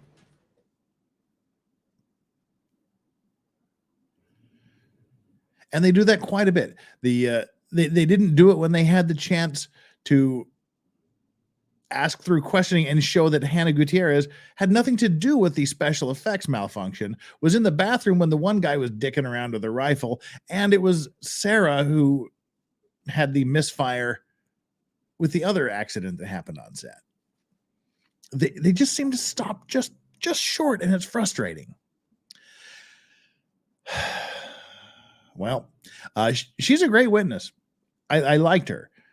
You know, say what you want about, looks and all that, but she explained things very, very concisely, very precisely, in common terms that the jury would understand. She was a great witness. She handled the direct and the cross-examination very, very well. I think so far her and the production unit coordinator, those have been the two best witnesses so far. So, all right. Well, we are on the lunch break now. Sarah was loading blanks, and one of them discharged about 10 minutes after the rifle incident happened that we just talked about.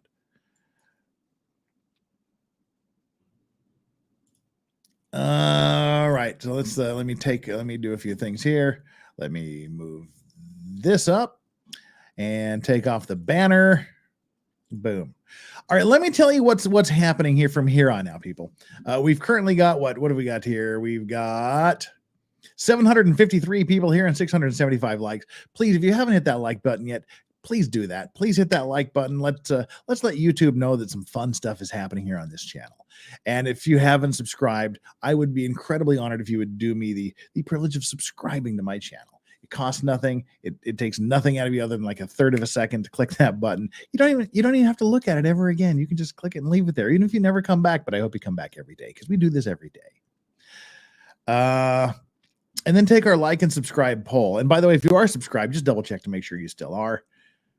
We are like and subscribe to the poll for today, which we're going to shut down here in a quick second. The biggest surprise of the trial so far. 7% of you said the biggest surprise was her smoking weed 16 or less hours from before the accident. 17% of you said rounds everywhere, rounds. Another 17% of you said all around confusion on the set, as there was generally mass confusion going on about who was supposed to be doing what and the roles and who was involved in all this other stuff. But a full 60% of you, 59% of you have said the biggest surprise of the trial so far was hearing that Halyna Gutierrez Reed's phone ID is Gorilla Grip Pussy Pal. So that's the end of the poll. We'll shut that bad boy down. We've got 695 likes. Thank you guys for doing that. Right. What we've got in the future here, because where I am here in dark and cold South Korea, it is now 3:30 in the morning. Lunch is going to be, an hour and a half, whatever she said. I didn't even pay attention to when she's coming back, but that would be 4:30 a.m. and I would have to leave before the afternoon session. So what we do with the trials here on my channel is today we're going to watch up to lunch. We're going to shut this down here in just a quick second. We'll send you off to someone else that's continuing. And what we will do is tomorrow, we will start a little bit early. We will watch the afternoon session at 1.25 or 1.5 speed, however fast we can get away with, until we finish. Then we'll start with tomorrow morning's session at 1.25 speed or 1.5 speed until we catch up. And then we will watch it live at normal speed until the lunch break. And then we'll shut it down. We'll do it again the next day. So that's what we'll do. We'll do the afternoon session, today's afternoon session, and tomorrow morning session tomorrow. And we'll continue doing that to the end of the trial. So it'll be good for a recap. It'll be good for those of you that have other things to do and can't wait around. But that's how we do it here, and that seems to how it works out with the schedule. And we're going to do this on Tuesday, Wednesday, Thursday. This Friday is a holiday. It's a 3-day weekend here. So I'll be bugging out. I'm going to leave and head off to China for 3 days. And then I'll come back on Sunday afternoon and we will watch Friday's entire session on Sunday morning US time. So that's going to be the week here that's coming up. So thank you everybody for being here. Let's see what we've got. We got a few more things to get here through before we shut it down. The ghost says, "Holy effing shit! This was pathetic by the FBI." That was the ballistics guy, the ballistic forensics guy. I don't think he was that bad. It was just there was the way the defense was masterfully cross-examining him to make him look like he was ignorant and pathetic and didn't do his job and wasn't good. But I think they did a sufficient job rehabilitating him on redirect. So that's why I thought the questioning was great on cross and great on redirect for him. And Nick Naylor with the $5 super chat. Thank you so much. You don't know about my cylindrical object with latent prints on it? I don't want to know. We're not going to do any fingerprint testing or other testing on that. Sorry. Saved by Pope Rackets. What's up, Saved by Pope Rackets? Thank you so much for the $2. Can't confirm my alibi at the time of the can't confirm my alibi at the time of the shooting. Thank you so much. And I'm getting a notification that this is your third super chat ever. Their third super chat on a live stream. And that was Josh. Do we know, Josh, a while back, do we know if both sides have limits? That was your fifth super chat, apparently, according to the messages I'm getting. But yeah, as I mentioned, I don't think any of the sides have strict time limits, but the trial is expected to wrap up sometime between March 6th and March 8th. The prosecution has said they have about 30 witnesses and the defense about 10, as far as I understand. And they're working through. I think we've gone through. I haven't counted the witnesses, but seems like we're somewhere around 7. That's just me feeling how many people have been on the stand. So we should be close there. And Bush McFadden says, legal vices, I need a ruling. Is it comparable or comparable? Where's the emphasis? Weirdly, I was thinking about that, and I use both. Some things are comparable, some things are comparable. And I don't know what the difference, I don't know. I would have to really think about when I use comparable and when I use comparable, but I actually use both of those. I don't have a hard, fast pronunciation for that word. And Seta asked, does anyone say Alec or Hall touched the ammo? Because we were thinking they didn't even have Alec's prints, which is weird for the FBI. And Hall, they only had the partial because of errors. No one has suggested, no one in court has suggested. There's been no evidence that they touched the ammo. But what the defense is saying is you can't prove they didn't. They're raising the doubt because you didn't get the prints. You were not able to say that they did not do it. So therefore, they may have, because you can't prove they didn't. That's raising a little bit of doubt. Perhaps they did. Perhaps they did touch it, but you don't know because you can't prove they didn't. All right, without a doubt. Said Joe. Where am I in South Korea? Served in the 2nd 72nd Armored Battalion up at Camp Casey. I am down in Busan. I am down in the very, very corner of southeast portion of South Korea. You were way up north there. So yeah, that's where I am. Okay, folks. Let's see. Do we have anything else to get to? Now is your chance to any last questions, any last things you need to get off your chest, anything else you want to say. I'm gonna find us somewhere to go. Let's see who is streaming through the lunch hour, shall we? Give me a minute while you guys decide what you want to ask. If there's anything else you need addressed before we move on. All right, we need to pull this up. Where are we going?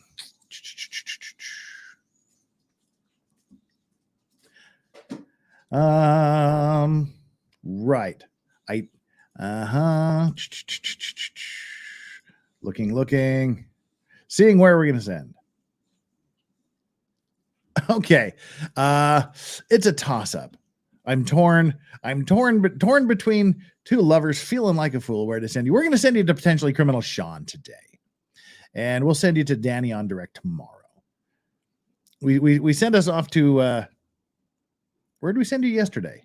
Yesterday, I think I can't remember where we sent you off yesterday, but today we're going to send you off to potentially criminal Sean. So let me get that set up, and then I'll take your last few questions and comments, and then we'll call it a night here, and we'll start up tomorrow with the afternoon session of Monday, and then we'll go on through Tuesday morning. Content, I'm setting us up here live. That's us live.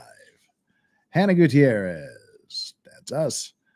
Customization, redirect. Righty. Potentially criminal. Let's go to potentially criminal today. All right, we are all set up to dump into potentially criminal Sean. Hey, what's up, Yoda?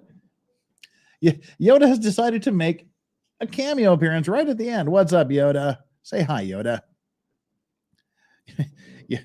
Yoda made the journey all the way from the sofa over into the studio room. So there we go. There's Yoda. We've all been watching Strawberry all night, but Yoda is finally here. Don't leave me. I don't want to leave you all. I want to sleep, but I want to stay here, but I can't. Did you change your iPhone name? No, I have an Android, and mine has always been my name, and it always will be because of things like this.